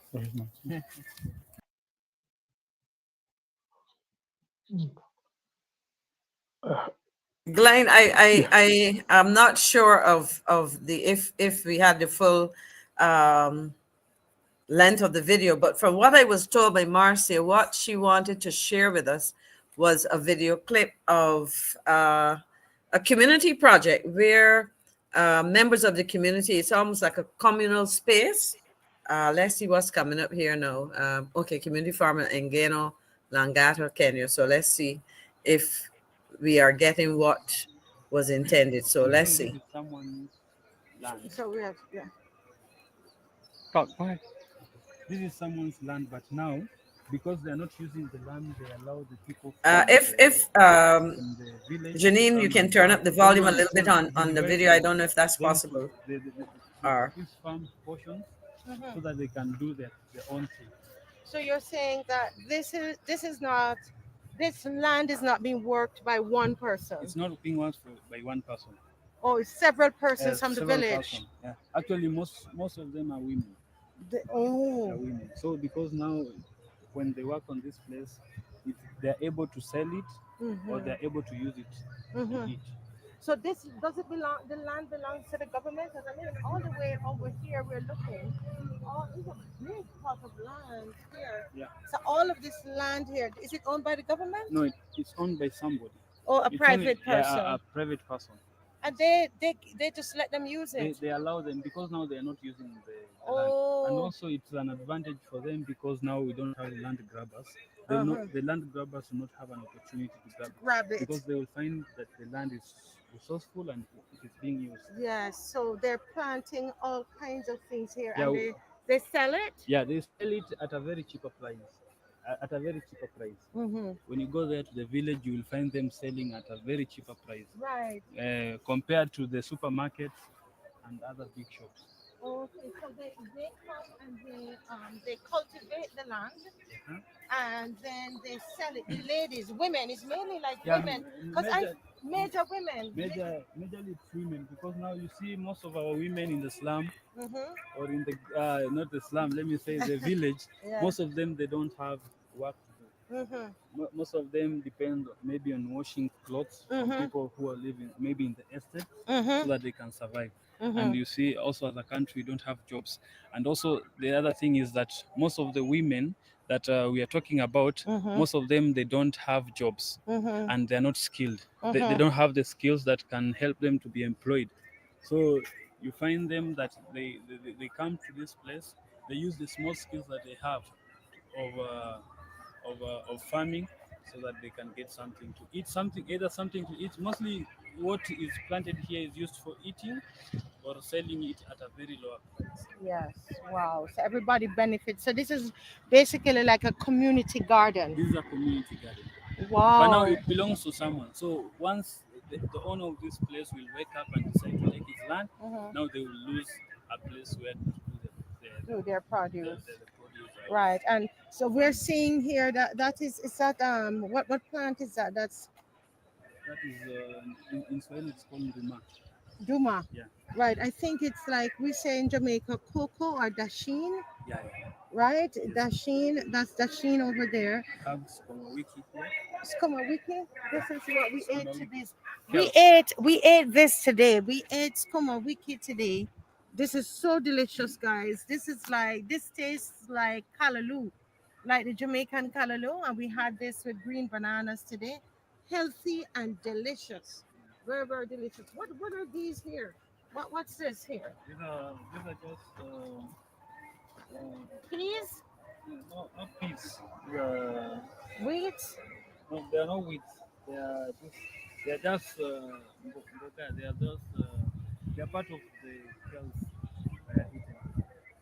There's a Oh, specific name that they that grow with the cows. they grow with the cows. Ah, probably for bugs. Yeah, Oh, so they have their own system. yeah, their own So system. this helps with these are going to help with the bugs that would eat these. I Then we see. have maize there.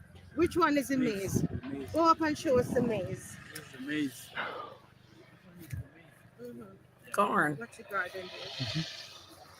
This one is the maize.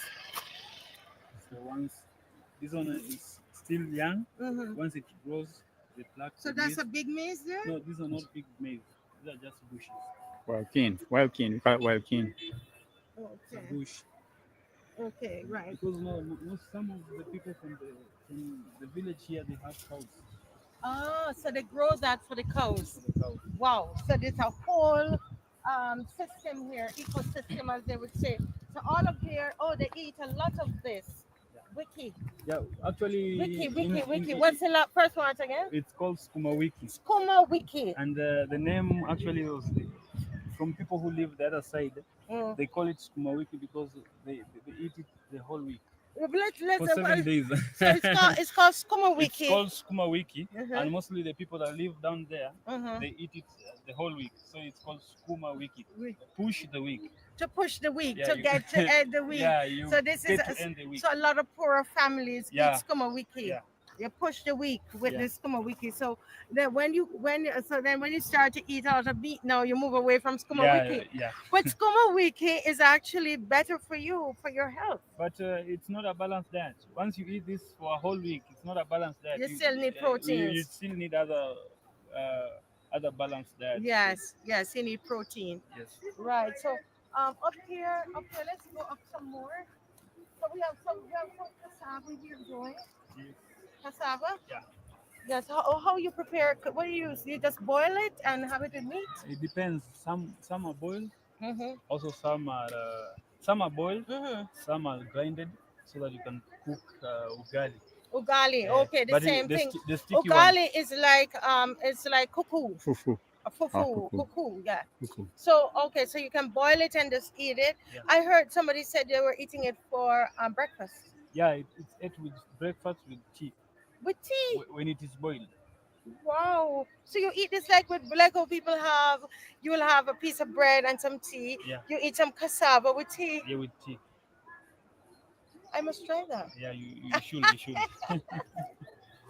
You see, also they are trying to plant the sunflower. Actually, the thing. The sunflower, right? Yeah, the good thing about most of our women that are in this farm, Uh-huh. they're always trying everything. Right. So that's what So why did you planting the sunflower? they want to see if it can grow in this way. Oh, so all of that is testing. Yeah, they are testing the ground. So there's a market for the sunflower. There's a market, but now Sunflower the market seeds. is limited to some people. Okay. Yeah.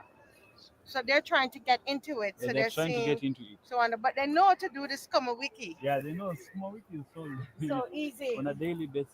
Yes, and because they have a lot of skuma wiki here. Yeah. So listen, there's so many there are lots of different women that work from the community that work this garden. So aren't they afraid that somebody will come and take what doesn't belong to them? Actually, the land does not belong to them. I know the land. The but, land belongs to someone but else. I know the But you land. see But now- suppose somebody comes and reaps somebody else skuma wiki. You see, people from the slum, they live with love. They Oh. they live. They're like brothers and sisters. So you find someone comes plucks, but as long as you don't destroy it, but you pluck it, Mhm. it's okay. It's okay. Yeah. Oh, so they Because live you saw community. the Sukuma wiki. Oh. That's how it's supposed to be plucked. If you pluck one, you're not supposed to pluck another one. You go to another one.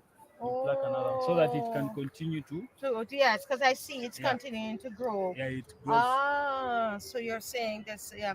Is this sweet potato, do you know? Hmm? Is this sweet potato? I'm not sure about it. Okay. Yeah. Kind of look like it looks like a variety of it. I'm not sure. Somebody could tell us if it's okay. You have scallion here. You have scallion. Yeah. This is onion. Oh, this is Okay, This I is onion. think onion. Blind, that's it This is about onion maybe Okay. here. 10 minutes One of that the is show. onion. I So would think so, yeah. yeah, but I think, and I want to really say that that's an interesting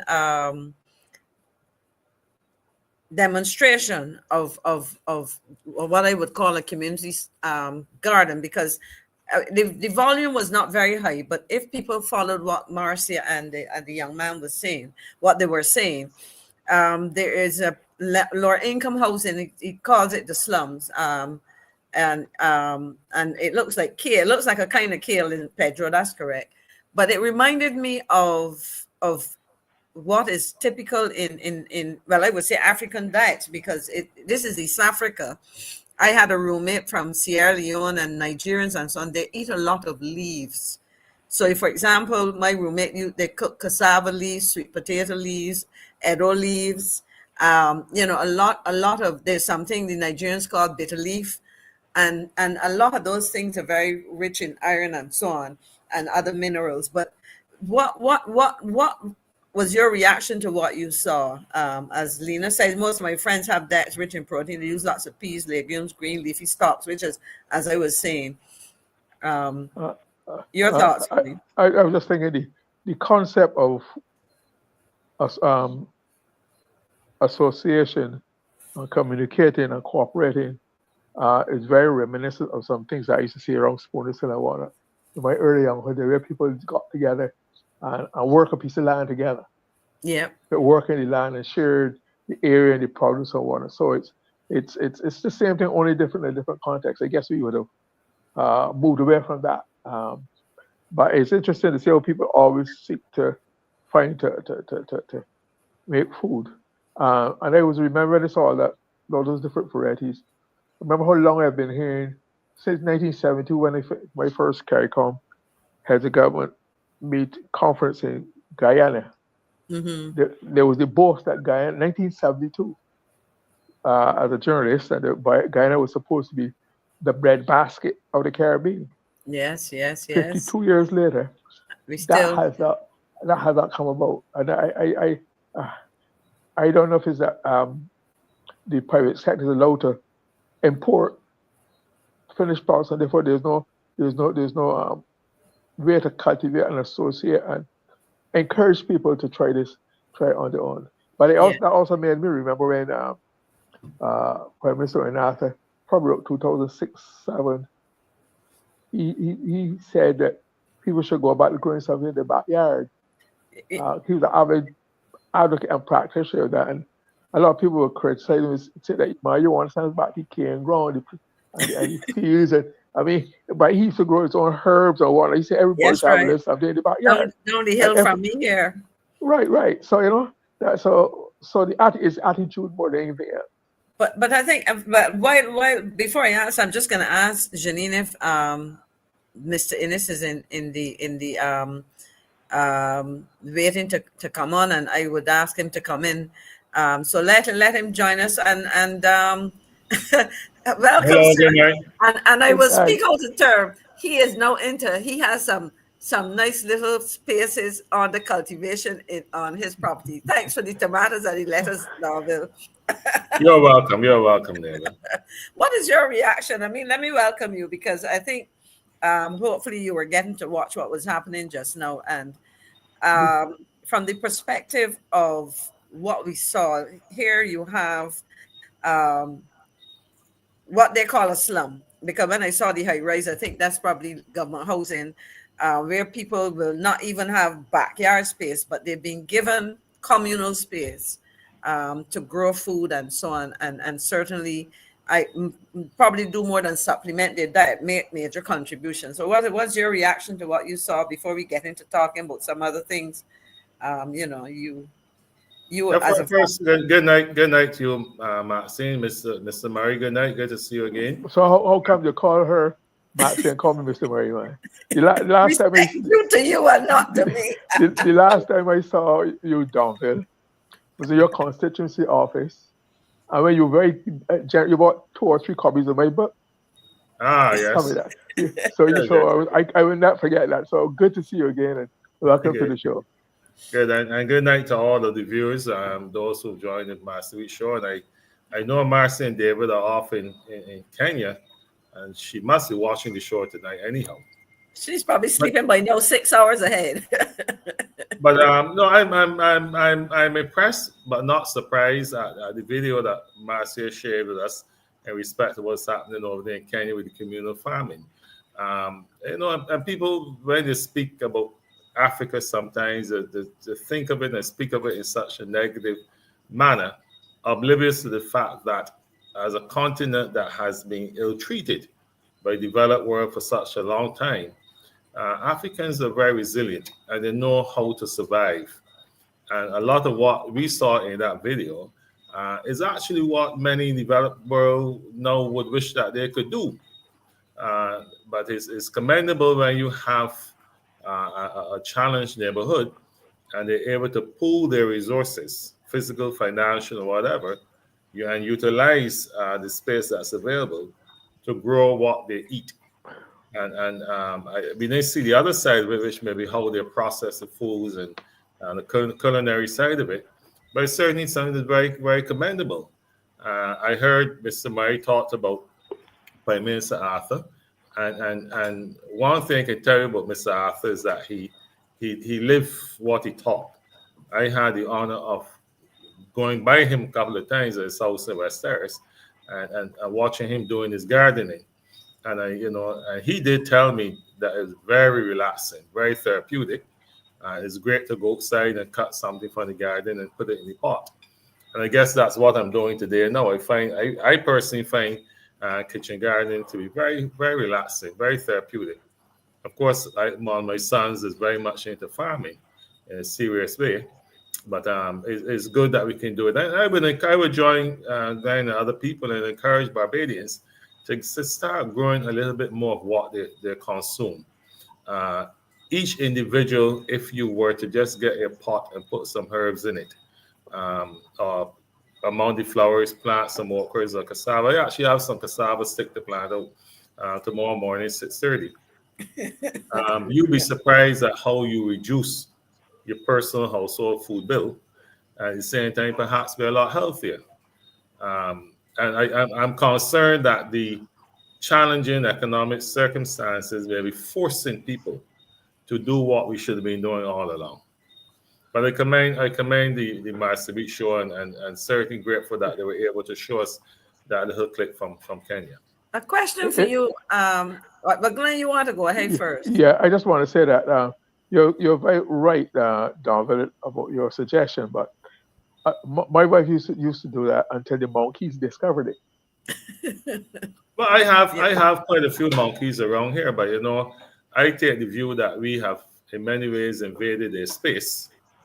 And they're very smart, and you have to learn to share with them. And I've found that by not hunting them off the property, that they actually don't bother me much.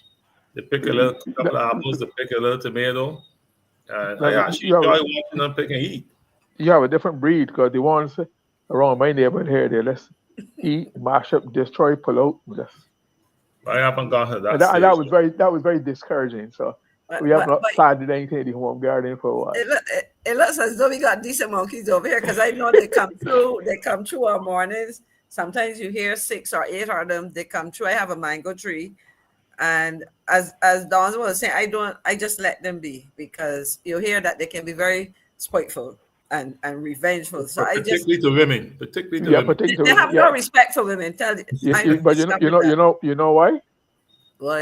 From my research, they have a very strong scent of estrogen.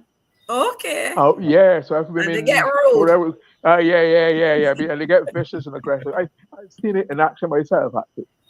Yeah, but I wanted to ask Don. As a caution. But that's why I let them be. Because you see them, and I remember experiencing that at my brother's house, Wendell's house, overlooking the Lazaretto, and they just stayed there looking at me till one of my brothers came, and then it went.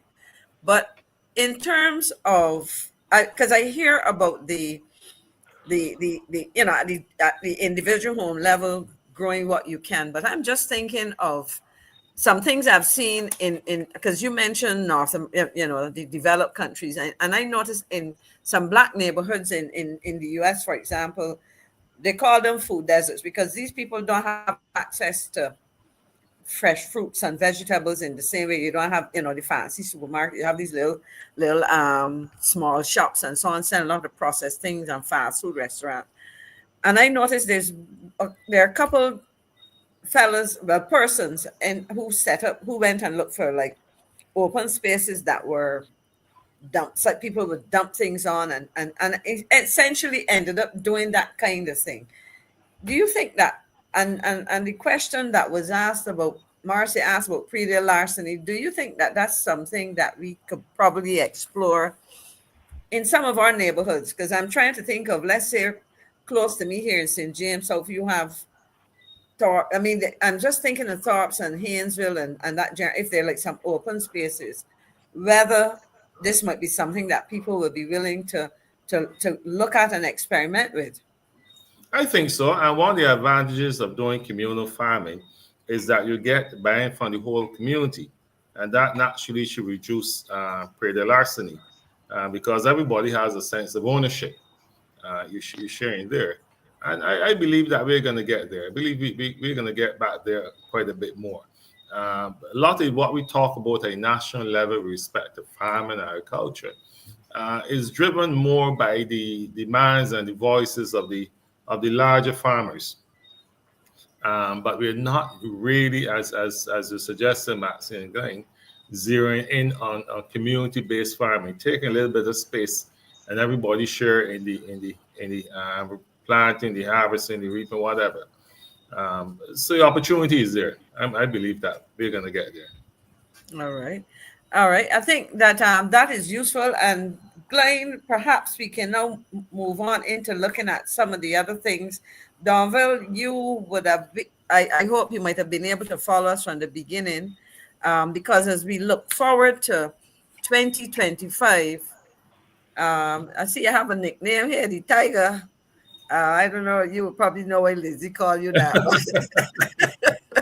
I don't know. Okay, but that's a new name. So I will say if I think it worthy, but see, on a serious note, no. We have, as I started to say, we have started to look at well, you said it came from Hainsley. Okay. I will have to ask Hainsley the origin of that.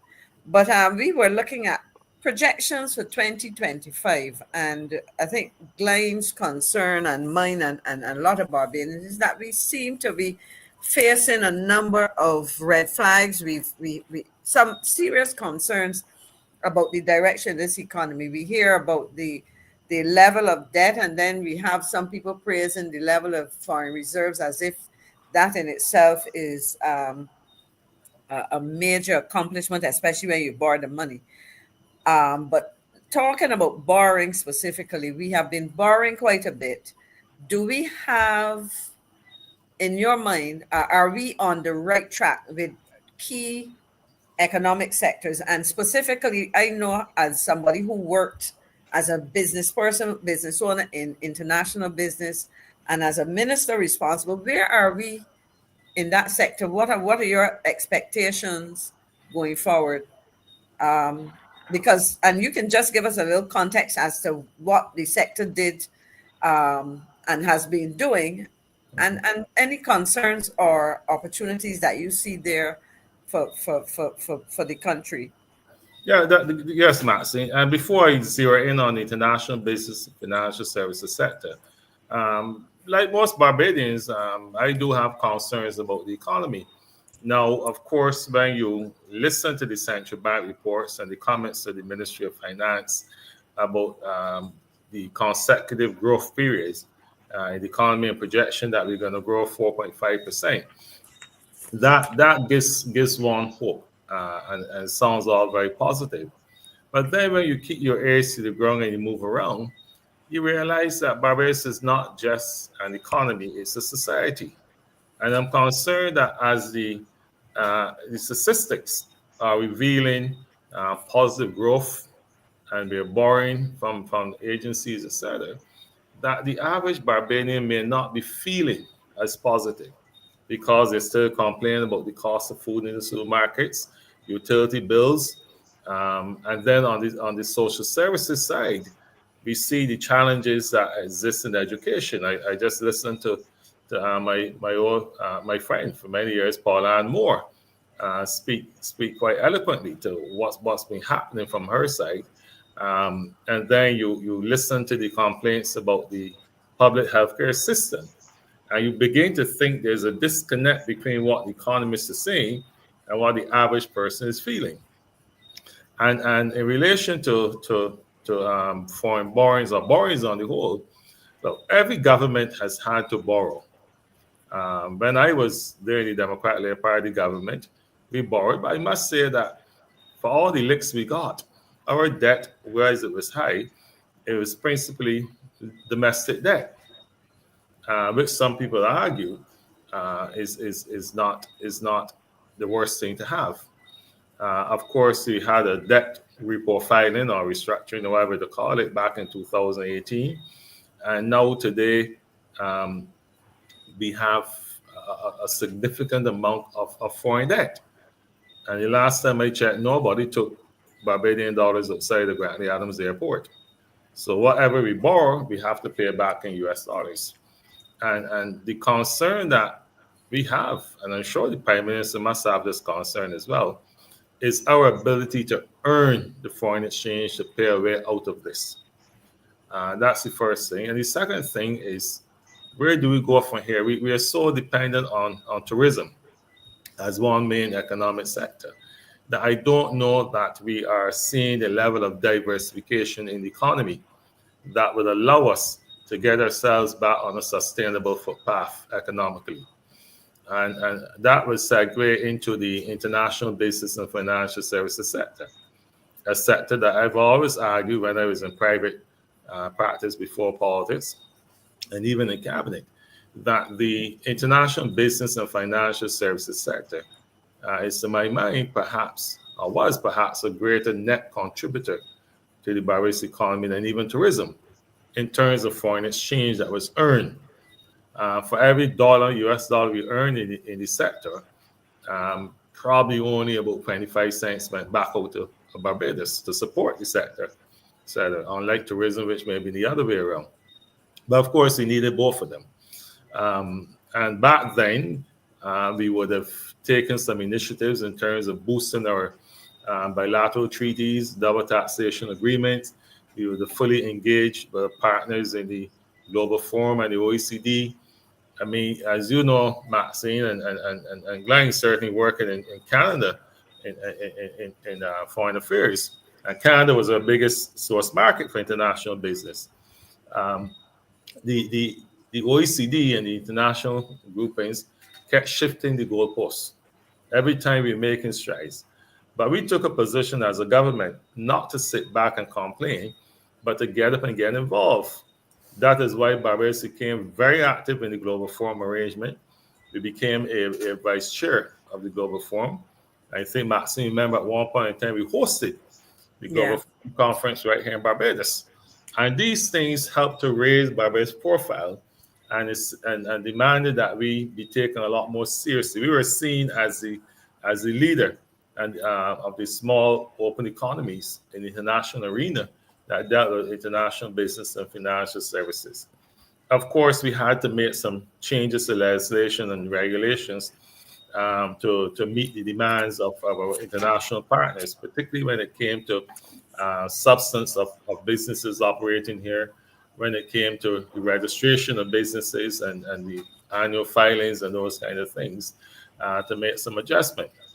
But back then, the international business sector contributed about 64% of all the corporation tax collected in Barbados, which is a significant amount of money.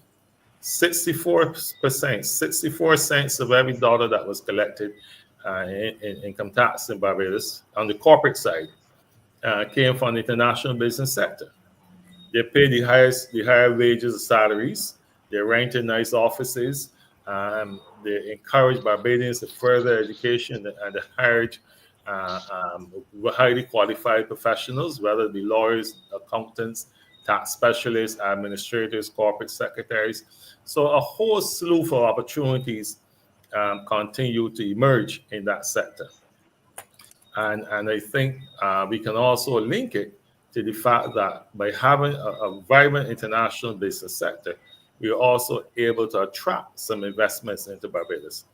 Now, when I look even today at some of the investments that are taking place by foreign individuals or companies, those individuals have their genesis in the international business sector. That sector is what encouraged them and got them to Barbados in the first place. They didn't come here as tourists. They came here because they saw the advantage. Canadians, for example, saw the advantage of establishing in Barbados and getting the dividends from exempt surplus being repatriated in Canada and paying no taxes on it unless they took it out for personal reasons, for example. So we really saw how that sector was helping to grow the Barbados economy, lend us a voice on the international arena, and strengthen Barbados' profile on the whole. But today I'm very concerned as to where is that? Do we really have an international business and financial services sector? That's a dynamic industry with that set, and circumstances have changed. But I don't know how we are defining or have redefined that international business and financial services sector. Now, even the legislation that spoke directly to creating these entities have gone away, because we've sought now to somewhat converge domestic and international businesses into one, as I think the Prime Minister did it in 2018. Could I ask you this? Sorry to interrupt, but I want perhaps to back up there a little bit and explain, because you're saying, you asked the question, do we still have a sector? What has given rise to that question? Because I think there may be, and then you mentioned the probably the merging the two, but could you probably explain a little bit why that question would arise?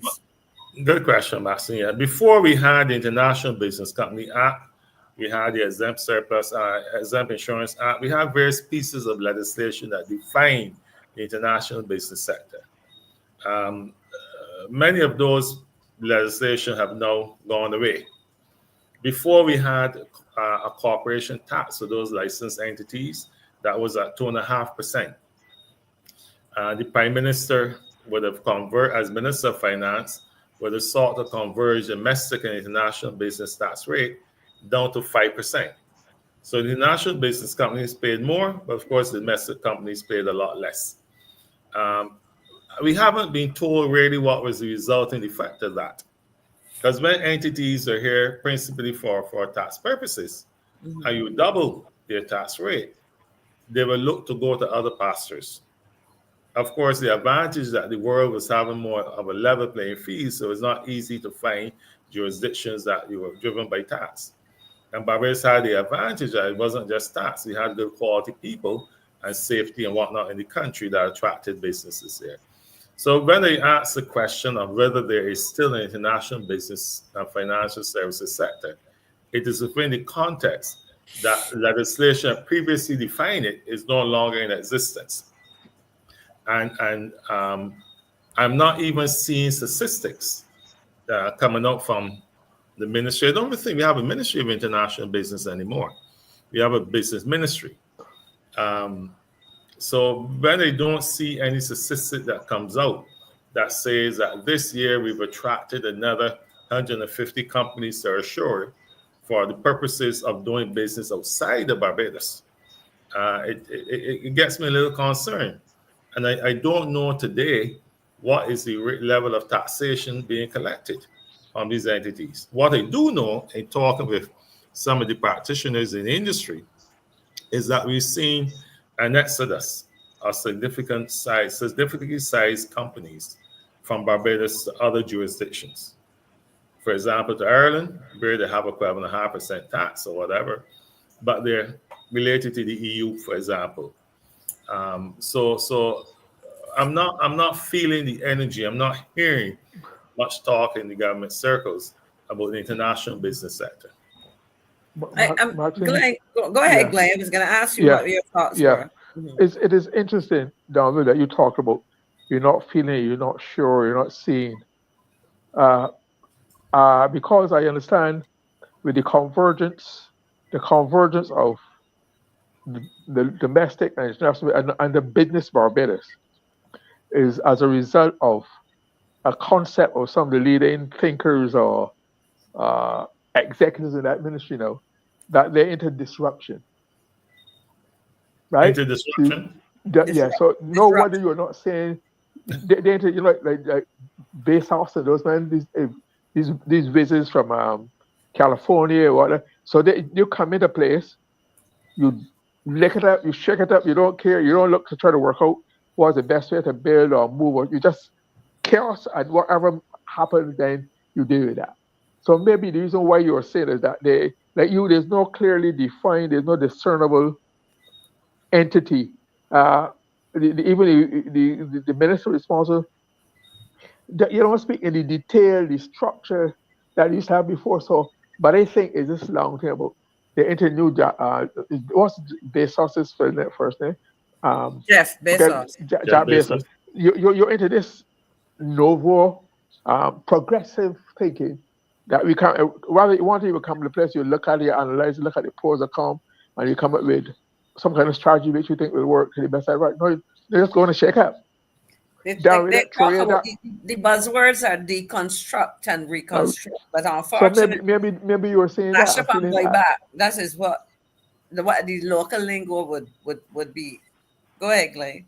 So maybe that is what your field is seeing and not feeling, because I've talked to people in that sector. They themselves, some staff themselves don't even know what's going on. Well, the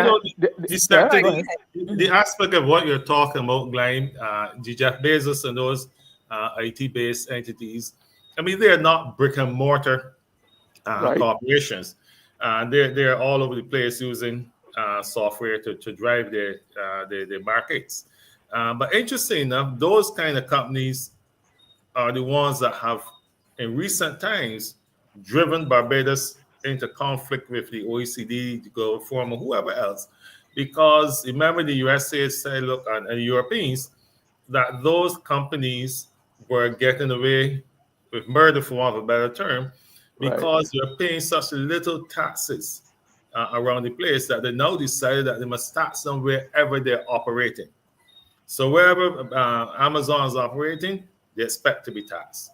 And that is why sometimes it's a little cloudy as to what really is going on in the sector, because we have not really and truly redefined it.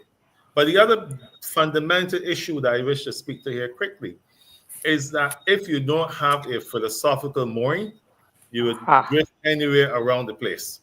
And Barbados must clearly say or state to the world, this is what we believe in. We want to punch above our weight. We be friends of all and satellite of none. We want to build an international business sector that is driven by domestic demands, domestic skills, and a clear vision as to where we want Barbados to be 10, 15, 20 years down the line. Unless we do that, we're just going to be spinning top and mud. You talked, for example, just now about the minister. And by the way, I don't even know. I don't say this in any facetious manner. I don't know who's the minister responsible for international business. I think there are about 26 ministers now, or 28. I'm not sure how many. But, even there, when there's that fogginess, you don't get the vision that the country needs. No, and I think, you see, as I listen to both of you, I am asking myself, I'm going to ask a question to government. Can you tell Barbadians, one, with what exactly is the international business and financial services sector? If it has evolved into something else with the convergence in terms of the tax conversions that took place, and because of certain extra region, outside forces that are impacting on us, what exactly has happened to what people understood to be international business and financial services, why it has happened, how the government has reacted, what role does it, are you asking a whole set of questions now, what role does it play or can it play in our economy as we go forward, given what we heard, that this was a very lucrative sector. It was one in which when we started to talk about the specific benefits, employment, Donville made the point that you had a sector which, with its different subsectors within it, that hired many of our tertiary education, and more specifically university graduates, lawyers, accountants, and persons of that type, and who were therefore paid well, and all that flowed from that. But where we know, and that is my concern, that I can't see it reported. I mean, I have checked the reports from the Minister of Finance, when the minister in the Ministry of Finance and so on, and I'm not able to go and say, I would have to go back and look at the central bank report, but really and truly, I'm not hearing, what's happening in that sector, given its importance. You mentioned 64% in the past of total corporate taxes, for example, and that was only one major contribution. The other contribution, as you correctly said, was the earnings that people got, the accommodations that people sought and paid for, rental properties and all of this, the investments that probably flowed in real estate and other things, and so on. So I'm at a loss to, I don't know what, we used to hear also the international business community also was very active on an annual basis in conferences and so on. I don't know if they still have I might have seen some, I will have to Google it as somebody. Yeah, there was a Beaver Week recently, Okay. Barbados International Business Association. Right. Business Week.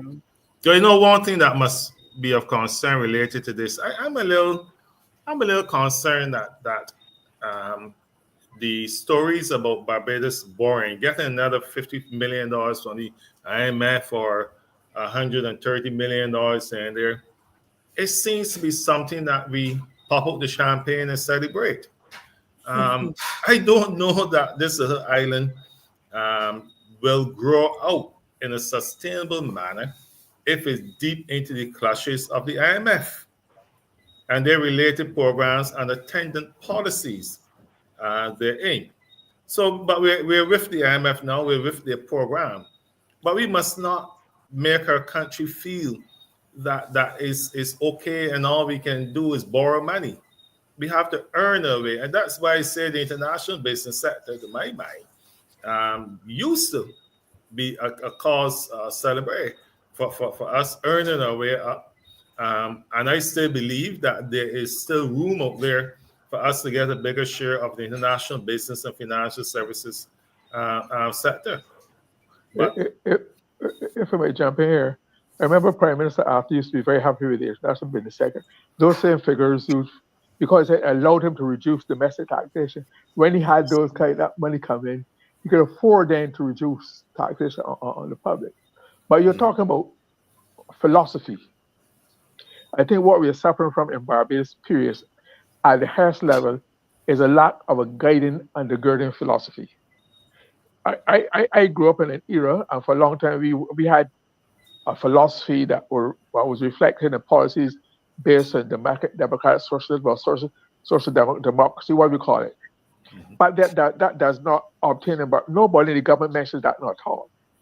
So what we have gone, we seem to have gone. So if you don't have that, you cannot have policies that reflect that.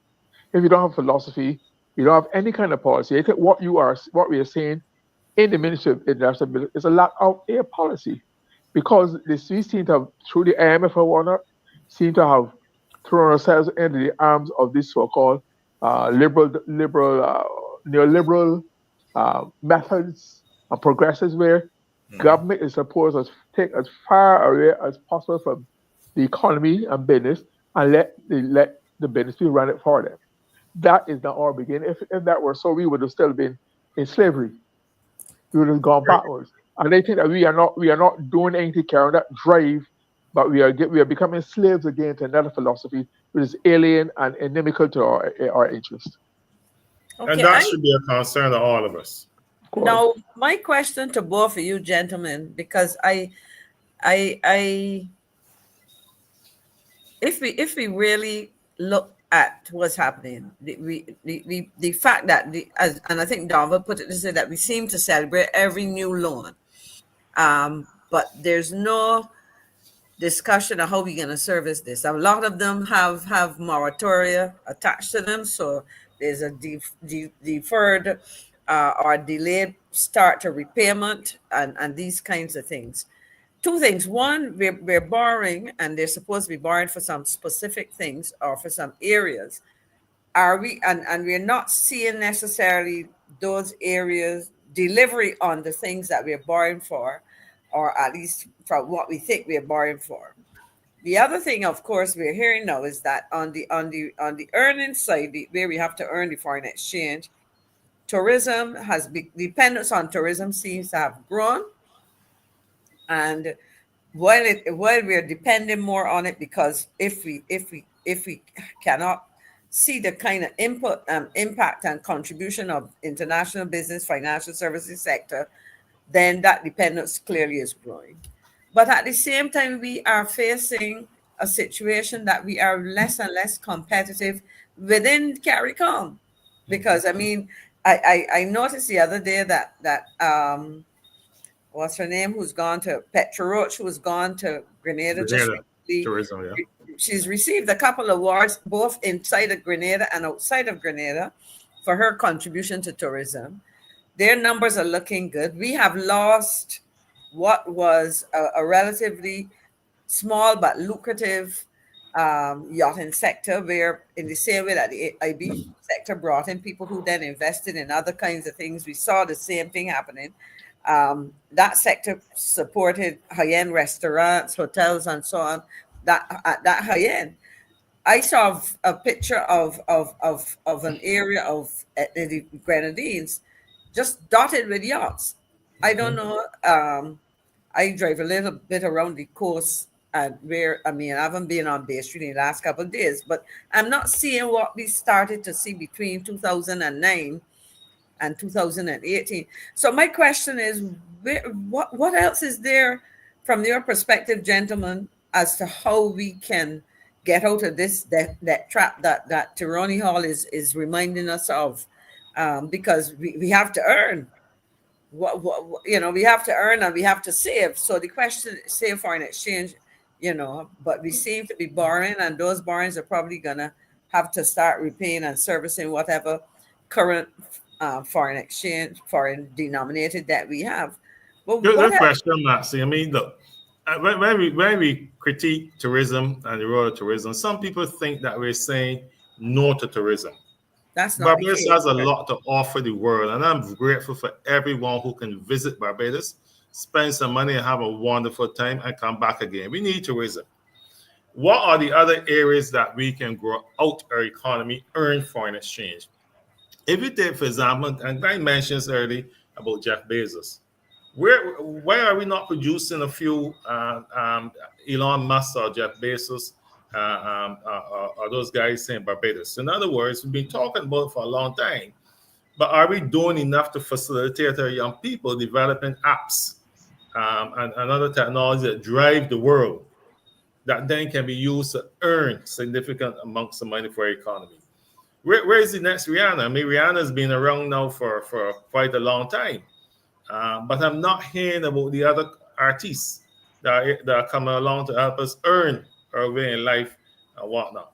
What I'm seeing, though, is a number of our young, bright boys and girls looking to leave Barbados and go live abroad. And that's a real concern that we should have as a people. The opportunity is not there. We need to create the opportunities and earn our way in life there. Newsflash, I will tell you that things I've been reading, stories of what's happening in Canada. And one of the things that a lot of young people, I've seen a couple of stories of young Africans and Caribbean people going off to Canada, but Canada has become pretty expensive to live, if you're in a place like Toronto. So in essence, a lot of people have gone there. But what we're really seeing, that a lot of the persons are not, the opportunities are evaporating. Yeah. And that is of concern for us, because that valve, that pressure valve, that release valve is closing, you know, and you've raised, I don't know, Glenn, what you're thinking, but I mean, go ahead, Glenn. Canada is no longer as pro-immigration as it used to be. I used to be very, very, very liberal. Now, especially with Justin Trudeau being such an inept leader, it really, really is a protected. I went to Canada to live. Governor Trudeau, I think that's what Trump called it. Yeah, right. I migrated to Canada, and I voted for his father, Pierre Trudeau, an exciting, bright man. But he had leadership. He's opened up Canada to a lot of immigrants, and he was a dynamic man. He's the exact opposite. And the conservatives are no, they become very right-wingish, and they're putting more and more of say let's halt immigration until we get things right. So they're becoming anti-immigrants too. So the migrants are going to find Canada to be increasingly attractive and comfortable as it used to be. It's not as liberal as it used to be at all. But I also want. Of course, the U.S. is worse now. Okay, right. And next, and I wouldn't be surprised if some of the Canadian right wing started imbibe and practice, advocate what Trump practiced or advocates also. So it's a different mix. But so sorry, go ahead. No, you go ahead. What you're talking about jobs? I remember that made me remember. It must forgive me for referring to Prime Minister after so often. But when he was in cabinet, there was a minister of, I would embarrass him if I call his name, but it's a minister of industry. And for 2 years, when I would tell him, name me 4, 5, 6 industries, business sectors that you can develop for export. And I give you what all the resources you need. He can't be one. Eventually, he had to shuffle me out of the, because it was no use. He was not productive. So even way back then, he was at least prior to 2003, he sensed that we had to do more to diversify, bring other sources of foreign exchange back. So what I'm saying is the only way we can get out of this and find out is through the leadership, ideas around the world, and then tell somebody somewhere in the party, outside the party, along with the party, come up with the ideas. We can only fight always through ideas.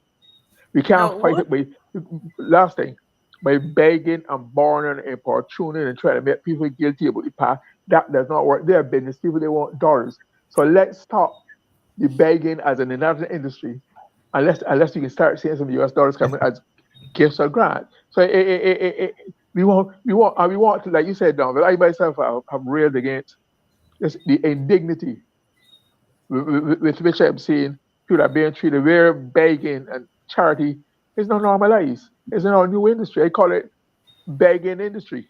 It really is quite distressing. Now, I want to touch. Sustainable, yeah. Go ahead, Maxine. I want to touch on. We talk about agriculture, but I want to talk about the sugar industry. Oh yeah. Because as I started earlier, when we at the very beginning showed down, but I kind of touched on that, and it is something that is very concerning. The rum industry, as you would know, Danville, would have generated, both of you would have noticed, was one area in which, while it generated a level of foreign exchange earnings that would have been superior to what I would call the parent, which is the sugar industry. That's where we got molasses. Now, in 2023, December, if I remember correctly, and I'm going to come back to this, but I am going to put it laid out there because it has to be addressed. Because we're in January, and we know that the industry is supposed to start on whatever. In 2023, in a very rushed way, the government, because from my perspective and my understanding, the government had to exit. It had to divest itself of the sugar industry. A number of, IMF instructed again. That was part of one of the terms and conditions, and they had to exit. Now, an opportunity was seen there because there was a linking of that with renewable energy. A cooperative was formed, and for me, I joined it, and I supported in principle. I remember the initial discussions, and there was a very rushed process. Now we are hearing that the government has not appeared to rolled out or done, the exchanges that were supposed to take place, the steps that were supposed to be followed have not been followed. Now, here's my concern.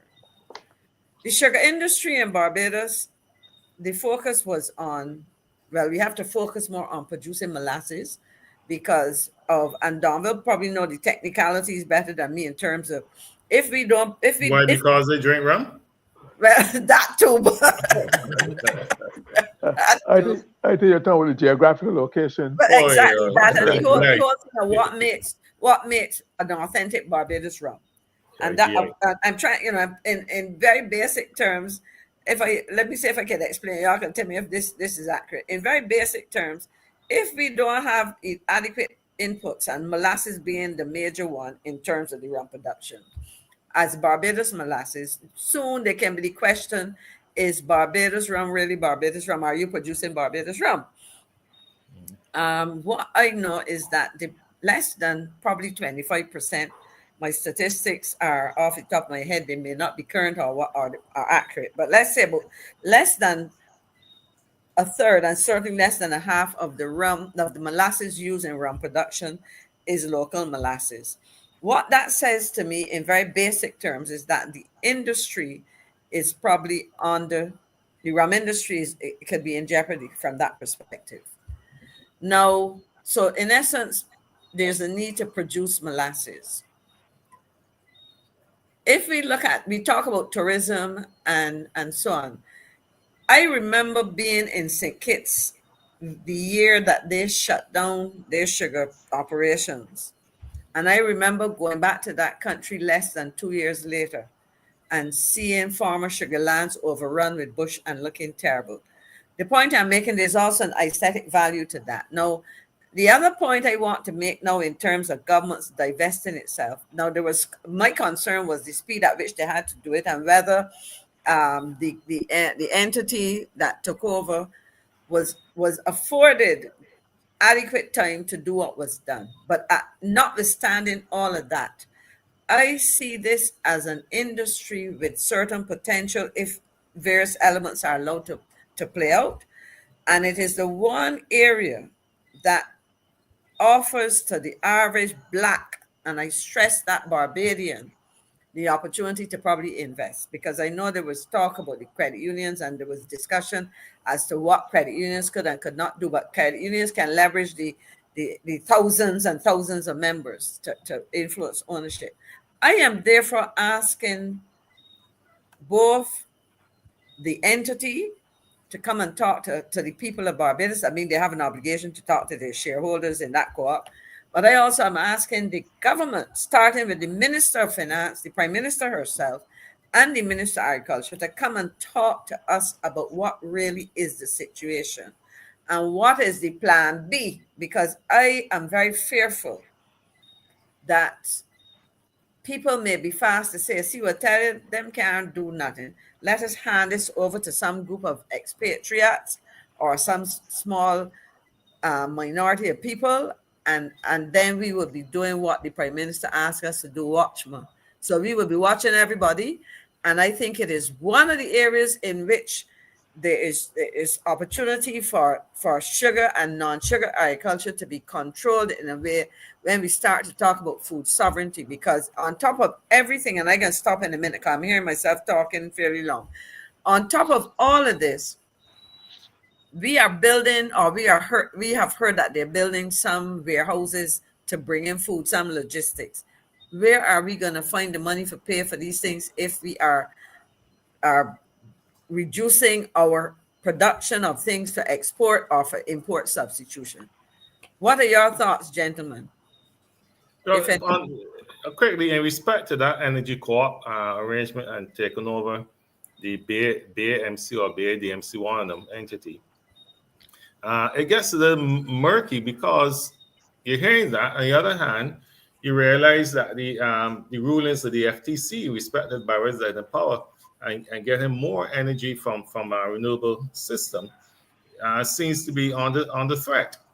So I really wonder where the energy co-op is going to find that market to make themselves a successful business venture. And secondly, we're not hearing much about the industry itself these days. does Barbados really have a sugar industry? Because as you drive around Barbados, they're not saying much cane. Yes, the value-added component comes in terms of producing molasses and gas no energy. But even as you were mentioning, Max, the challenge in the rum industry is to be able to get that GI, a geographical indicator that would clearly state this is rum from Barbados, or if you want to go the extreme, that Barbados is the originator of rum. And that adds a lot of value on our products. I think we still make the best rum in the world. But if we cannot get the brand built up and sustained through GI or whatever else, then we're not going to be earning the foreign exchange. Now, the advantage here that has come along in recent years is that the French and other foreign companies have invested into our rum industry. So they have the power behind them to get more products out there on the international market. But I don't know that we are doing enough in the island really to define a sugar industry. But then again, on the whole agricultural sector seems now to be in a bit of a turmoil. And you're hearing some speeches, you're hearing some grand statements, but I don't know that the average Barbadian is feeling excited about the sector going forward. But what do you think, GLYNE? Well, Maxine, if you reflect, you would probably recall several months ago I raised to you my concern about that venture, between the co-op energy venture, because my concern was that I remember I have two commandeers, Clyde Maskell and Colonel Brown, being the drivers of it. I remember coming on the air, and there's lots of publicity, a lot of talk. They were praising, I think, Dr. Maskell. I produced some exciting figures, and Colonel Brown was backing them. I said, what's going on here? I tried to track it logically. It seems to me that I got the feeling, my suspicion was that I got the feeling they were pursuing a venture on less than the highest possible business principles of practice and common sense. That I think there was some kind of emotional attachment to it that we do take away from the white man, but I know the white man still own the field. Right? And then what by me, they went silent. After the big hullabaloo, already know the industry has the crop finished. There were some reports of its performance, but they have not come back out and yet indicated what the true state of how did they perform. Was it are we going places where we with it? And I feel that is what has me concerned about it. That there's not enough share of information. I think we need to. That's why I call on both sides of this participation in the change of ownership to speak to us, because information was shared. I mean, Dr. Maskell, would have done a lot of analysis or whatever. There were certain promises, I believe, from what I would have heard in the public domain and within the context of the cooperative, made by government. My question to government is, what exactly were your commitments to the entities that took over, the entity that took over the industry? In fact, I can ask another question. Was there a general, I mean, a cabinet decision is final and it applies to everybody, but was there general support for the handing over, or was there some preference for some other arrangement to have been made? In other words, was this a popular or popular decision among certain elements of government? That's what I'm saying. And has government done its bit? And I think that the entity, the members of the leadership of the co-op needs to come to the public beyond their members and explain. One of the beautiful things about the cooperative movement in Barbados is that they're both legislatively and in terms of practice, they have been very open in the sharing of information and the reporting, etc. And I think that if people stand to be embarrassed, if people stand to have to admit to making certain kinds of decisions, if people have to say, well, we waiting on government, whatever it is, come and tell us. Because as far as I'm concerned, we talk about the other thing that I want to make very quickly is that there's a symbiotic relationship between the cultivation of sugar and non-sugar agriculture, you know, when you talk about root crops, etc. Right. So it is Okay. okay to talk. I mean, I heard the minister talking about producing how many millions of pounds of sweet potato or something to export. Now I'm hearing talk about trying to solve some problems A pest problem or something like that. pest problems and so on. Right. I remember the work that was done by Professor O'Gara years ago when he addressed the issue of yams and that kind of thing. Because remember, we had a serious problem with some local yams and so on. So my thing is, you talk about production of potatoes and so on, but you can't eliminate cane and hope to be able to be successful in certain kinds of agriculture. So I don't know that we can do away with it. As you said, a lot of the agricultural lands are controlled by certain interests in Barbados, but at the end of the day, the question is, where are we? And that's a question I put to the government. Where are we in relation to the sugar industry? Where are we in relation to that shift that was supposed to take place, that was very rushed at the end of 2023? And I call on Colonel Brown and everybody else to say, because I believe that in looking at the industry, certain things can work, but for some reason, some people feel that some things shouldn't be working for and by certain people. And go ahead, Doc. Good point there. I just want to say a little facetiously, though, as Minister Ware talks about exporting sweet potato to London, England, I think £1 million or so. Whatever you do, Mr. Minister, please ensure there's sweet potato here for putting us out. I agree. I agree with you. I agree. There's a bigger issue here, though, that to my mind goes beyond the co-op energy group or whatever, which is that dictates were given that Barbados had to restructure its agricultural sector and sugar industry in particular by reducing or removing that level of subsidy that was being given. And it comes into another issue that has surfaced only in the last 48 hours, which is the dictates in terms of what should be happening to state-owned enterprises. Yeah. Remember, it's agricultural bodies that were costing taxpayers millions of dollars per year, plus the subsidy given to the plantation owners in Barbados. The IMF and those said, no, you have to put an end to this. So you shift. One solution is to shift the lands and the assets to this new entity on the pretense that they're going to generate some energy and additional value. But to me, there's an overarching issue, MAXINE GLYNE, that needs to be zeroed in on. How is Barbados as economy and society changing, given the dictates of the Bretton Woods institutions? So if you stick to agriculture, for example, these guys from Washington, D.C.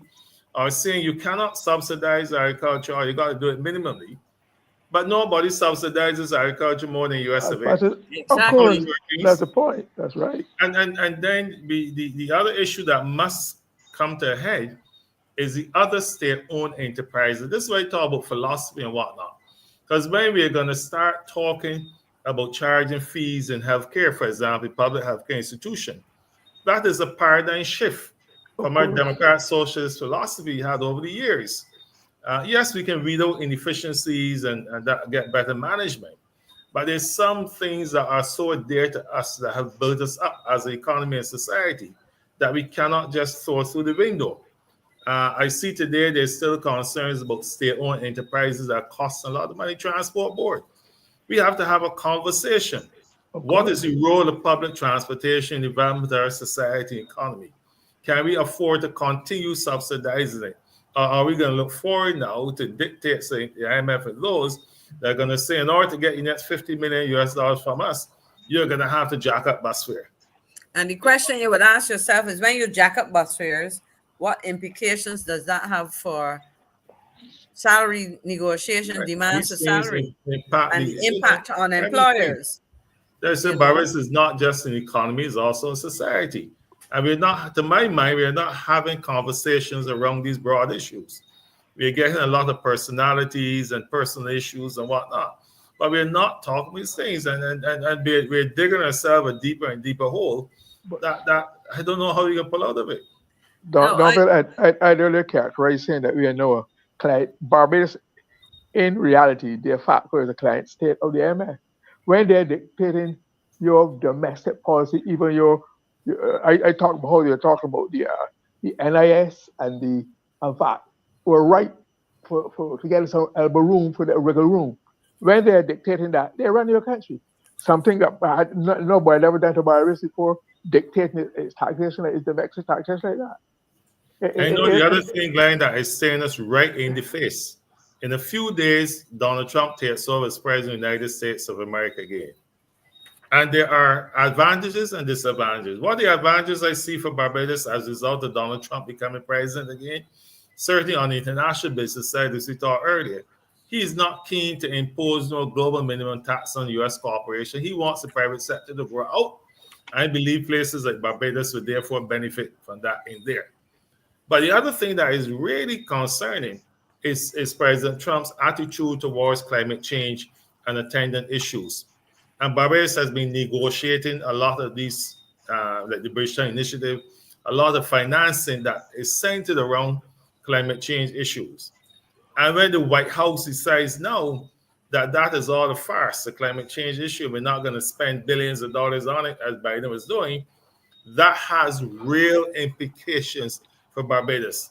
And remember, the White House is going to influence what happens at the World Bank and what happens at the IMF. The U.S. of A chairs the World Bank. The manager director must come from the U.S. of A. The IMF one comes from Europe or whatever. And at the UN, the UN budget, a lot of it comes from, a significant amount of money comes from the U.S. And this, I hope Barbadians are realizing and having a conversation about what pertains to us in the next couple of weeks when Trump settles into the White House. We can't wait. He already indicated what his plans are at the global level, and this small little island will be impacted upon it. You know, when we see the wars continue in the Middle East and all these issues going on, we can be in a bit of trouble. You're correct. Actually, well, gentlemen, we have reached almost 10 o'clock. According to my phone, is 8 minutes to 10. But I just want to put something on the table. I'll come back to it at another time, either this time next week or depending on what the boss says is the structure for the next couple of shows. And that is the whole trend in which we are seeing workers becoming who are entering into contracts for services. A traditional employee is employed under what you call a contract of service. So, for example, in the public service, you go and you become a clerical officer. You get appointed, and you're an employee of a public servant with certain expectations, etc. You go to work in a hotel or construction firm, and you get a job. You're an employee. You're paid a salary, or wage, or weekly wage, or whatever the employer pays your national insurance, and so on. You're entitled to vacation, etc. Now, we would have heard back in, I think, around 2021, when you had these ash workers and so on, that the government decided that these were not regular employees. They were paying them, and these people had to become responsible for their national insurance, etc. And my question is, what is the impact of that? What are the trends saying?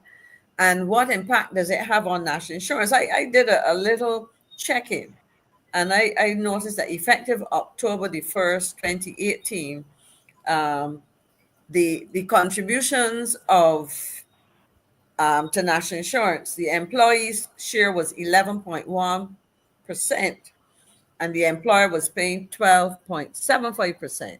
So that total about, if my arithmetic is fine, 22.85%. Now, if you are self-employed, you are paying by yourself 17.1%. So if we look at a guy who is earning 3 or 4, I think they were paying them about $500, if I remember the number that was knocked around. to the ASH workers. If they were paid as employees of government, government would have picked up the bill for 12.75%, and they would have paid 11.1%. Now, as self-employed persons, they have to pay 17.1 or $17.10 out of every $100 they work for, up to a maximum of $5,200 per month or $1,201 per week. Now, my question is, what is happening? In other words, and what is happening in, because I understand that you're seeing a lot of this in construction. Now, when we hear about contracts, people tend to think of, you know, how consultants earning $20,000 a year, a month, sorry, not a year, a month in certain places, 15, 10. I've heard of people earning 6,000 and 7,000. I will bring the different kinds of positions where governments are paying these things. Now, if a person is working for $350 or whatever, and they're told that this is the case, my question is, are they going to prioritize paying that 17.1% contribution if that is still the rate? Or are they going to say, look, food expensive, my child needs school books or school bag or lunch money, or, you know, new clothes for school, I have to pay my rent, I have to try to pay a mortgage, whatever. And the long and short of that, to use a Bajan expression, is that I have a fear that people will forego making their contributions to their own detriment. One, it therefore puts the funds in jeopardy. I mean, because you're talking about the stability of the fund, etc. We know all that has happened with it, with the restructuring. But then it also deprives that employee of an opportunity to get the benefits because with self-employed people now, there are certain provisions for maternity and other benefits that people might not have gotten previously. So my concern really is, what are you hearing about that kind of thing, and whether or not where that is happening? The other question before I go, because if people are responsible for doing this, if in other words, the employer is not now being asked to pay, is not required, to pay that 12.7%, are they paying that contracted worker more money, or are they in effect saving their contribution to national insurance while paying the same level of salary, but foregoing their contribution? And this applies to both government and the private sector. What are you hearing? What I'm hearing is that, except for a gentleman called Mr. Franklin, the trade union movements in Barbados are being neutered. Because the issue you're raising, Maxine, is a very serious one. But there was a time when you had a vibrant trade union movement in Barbados that would raise these labor concerns about changes in labor market and these contracts and non-contracts that we're having around here.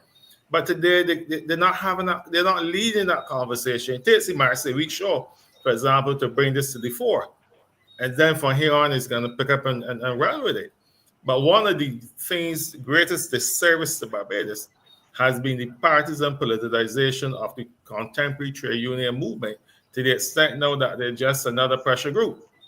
So workers in Barbados at all levels are no longer feeling that they serve, except they call it casual, frankly. That's a concern we have. But related to your point quickly, directly, is that already young people don't feel incentivized to contribute to national insurance or to make investments. Secondly, with the cost of living as it is, many of them are not feeling the extra, or getting the extra dollar to invest and save. And thirdly, it's just a new culture there. Some don't feel that the national insurance is going to be around when they want to retire, which is a real concern we have. I'm a big believer in national insurance. I believe everybody should contribute to it. It really is good for Barbados and for Barbadians. But these are some harsh realities we have to face. And that contractual arrangement that you spoke about, it has serious implications for us as a society, not just national insurance. It has serious implications for us overall as a society. GLYNE, what are your thoughts? I think it's a very unhappy this situation, and it bodes ill for the future of Barbados, especially the social services sector. But the bulk of the response we have to go, along with what David said about Donald said about the trade unions being neutered, emasculated, or whatever you can call about, to the extent that the government even had to help sponsor one of their celebrations, even down to the podium. Even that is that detail. Right? I mean, Frank Walker and Hugh Spremmer, Grand was rolling the grave. But then, apart from that, the government is supposed to be a model employer. And the government departments are doing the very same thing. I am told when I was in government, when we first had BAT, I get a little story here just to bring it up to date. Ministries were being allowed to hire their own temporary staff or whatnot. Prime Minister Arthur wanted to do something. He had some project he wanted. He called for, let me check and see what BAT has brought in. BAT brought in this $1 million. I said, look at it. But when he checked, the Ministry of Transport work, like millions on temporary and casual employment. So we instituted a system, and I know it because I had their responsible resources. If you want to create a post, you have to get it justified through the Ministry of Services. Then have to go to the Ministry of Finance or committee, or you can pay for it. So you had to be structured. But I understand what is happening with contract. Is the easiest thing now to get is the creation of a post in government because of this consultant post. Everybody knows being appointed willing. I mean, I see consultants in every department. It's amazing. So that is the problem. Plus, it all ties into that. There's a time when foreign employees came to Barbados, they were told, give us certain guidelines. You have to do this. You have to obey this. Follow the rules. But now it's open sesame on the working sector, on the construction, those sectors, because all kinds of people are coming with different philosophy, just greed. Don't think that people should be entitled to have social entitlements. And we are not hearing any leadership from the NIS. I haven't heard anything about the NIS since they gave the set a substantial raise. So the whole chaos is lack of leadership, a lack of commitment, a lack of tying into the whole philosophical grounds of the society that we once had. And until we try to seek to turn that around, we can continue to have these kind of issues. All right. Well, I think that we've started on a matter that is very critical. And I note the comment of Stephen Strickland that we need to delve into the issue of the self-employed within the NIS scheme. That service, we need to look at that. And I would want to thank everybody who made this possible. I want to say a special thanks to Dave, because Janine would have to tell me if he stayed around for the entire time, because I'm conscious that at 10 o'clock it is 4 a.m. in Kenya. They're 6 hours ahead. Okay. So is there a final comment from you, David, before I let GLYNE wrap up things for the evening?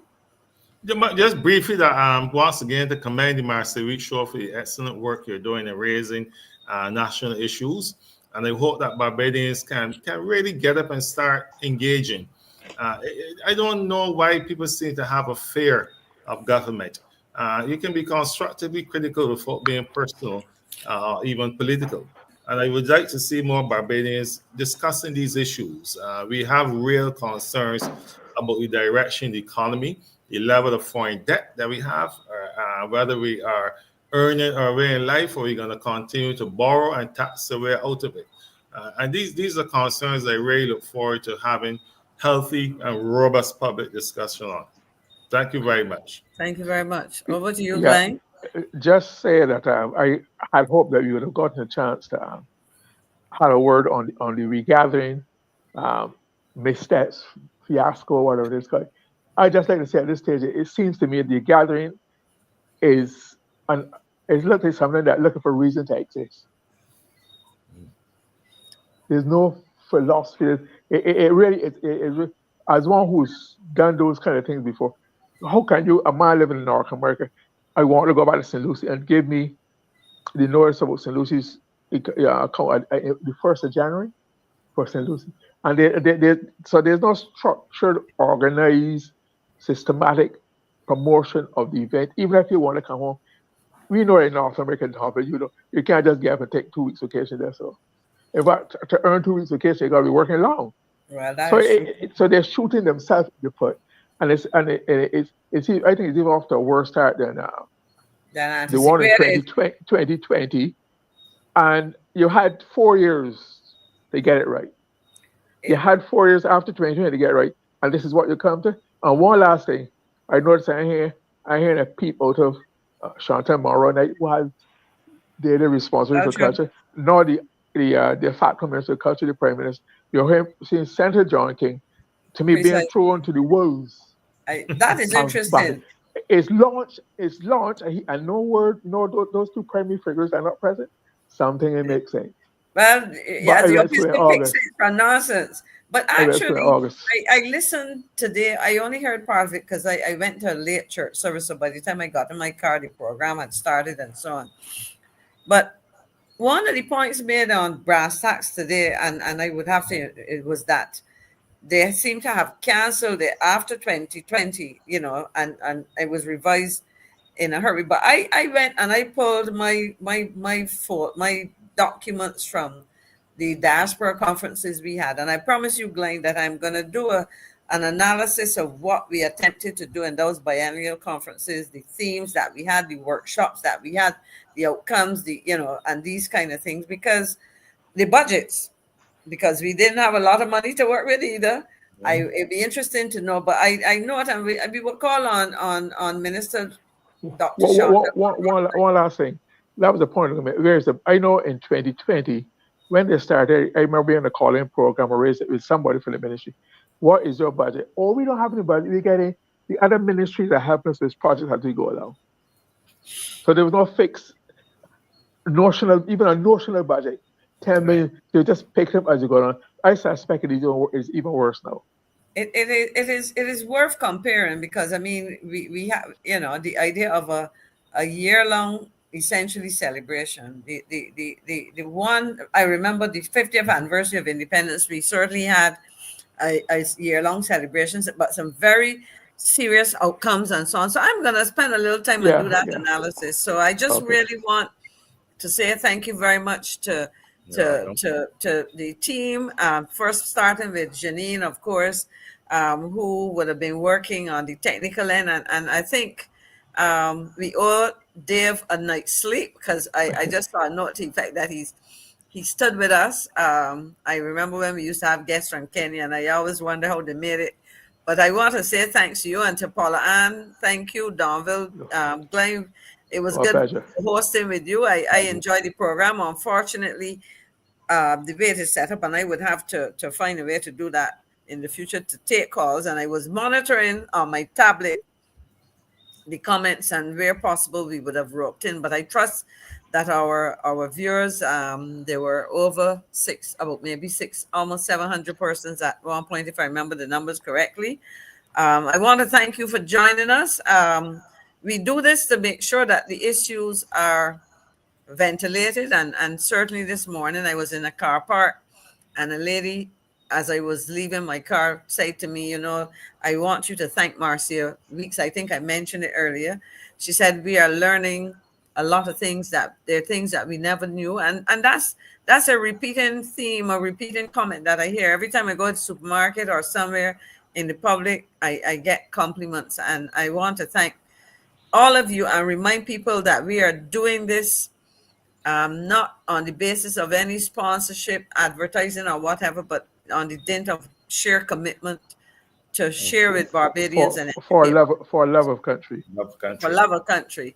So thank you very much, everybody. Loyal opposition. Good night, folks. Good night. Good to see you again, Donville. Yes. Very soon, guys. And I am going to go and become a prettier Lars in his garden. You're going to get there before the monkeys. That is correct. I should be aware of the dogs. That is true too, because I hear some tremendous barks out there. So I would have to establish that. And it's not the barks of a salmon top retriever. They're big, big breed dogs. They sound like big breed dogs. Oh no. Good night, everybody. Thanks very much. Good night, everybody. All right. Okay, Bye-bye. This is where we say goodbye.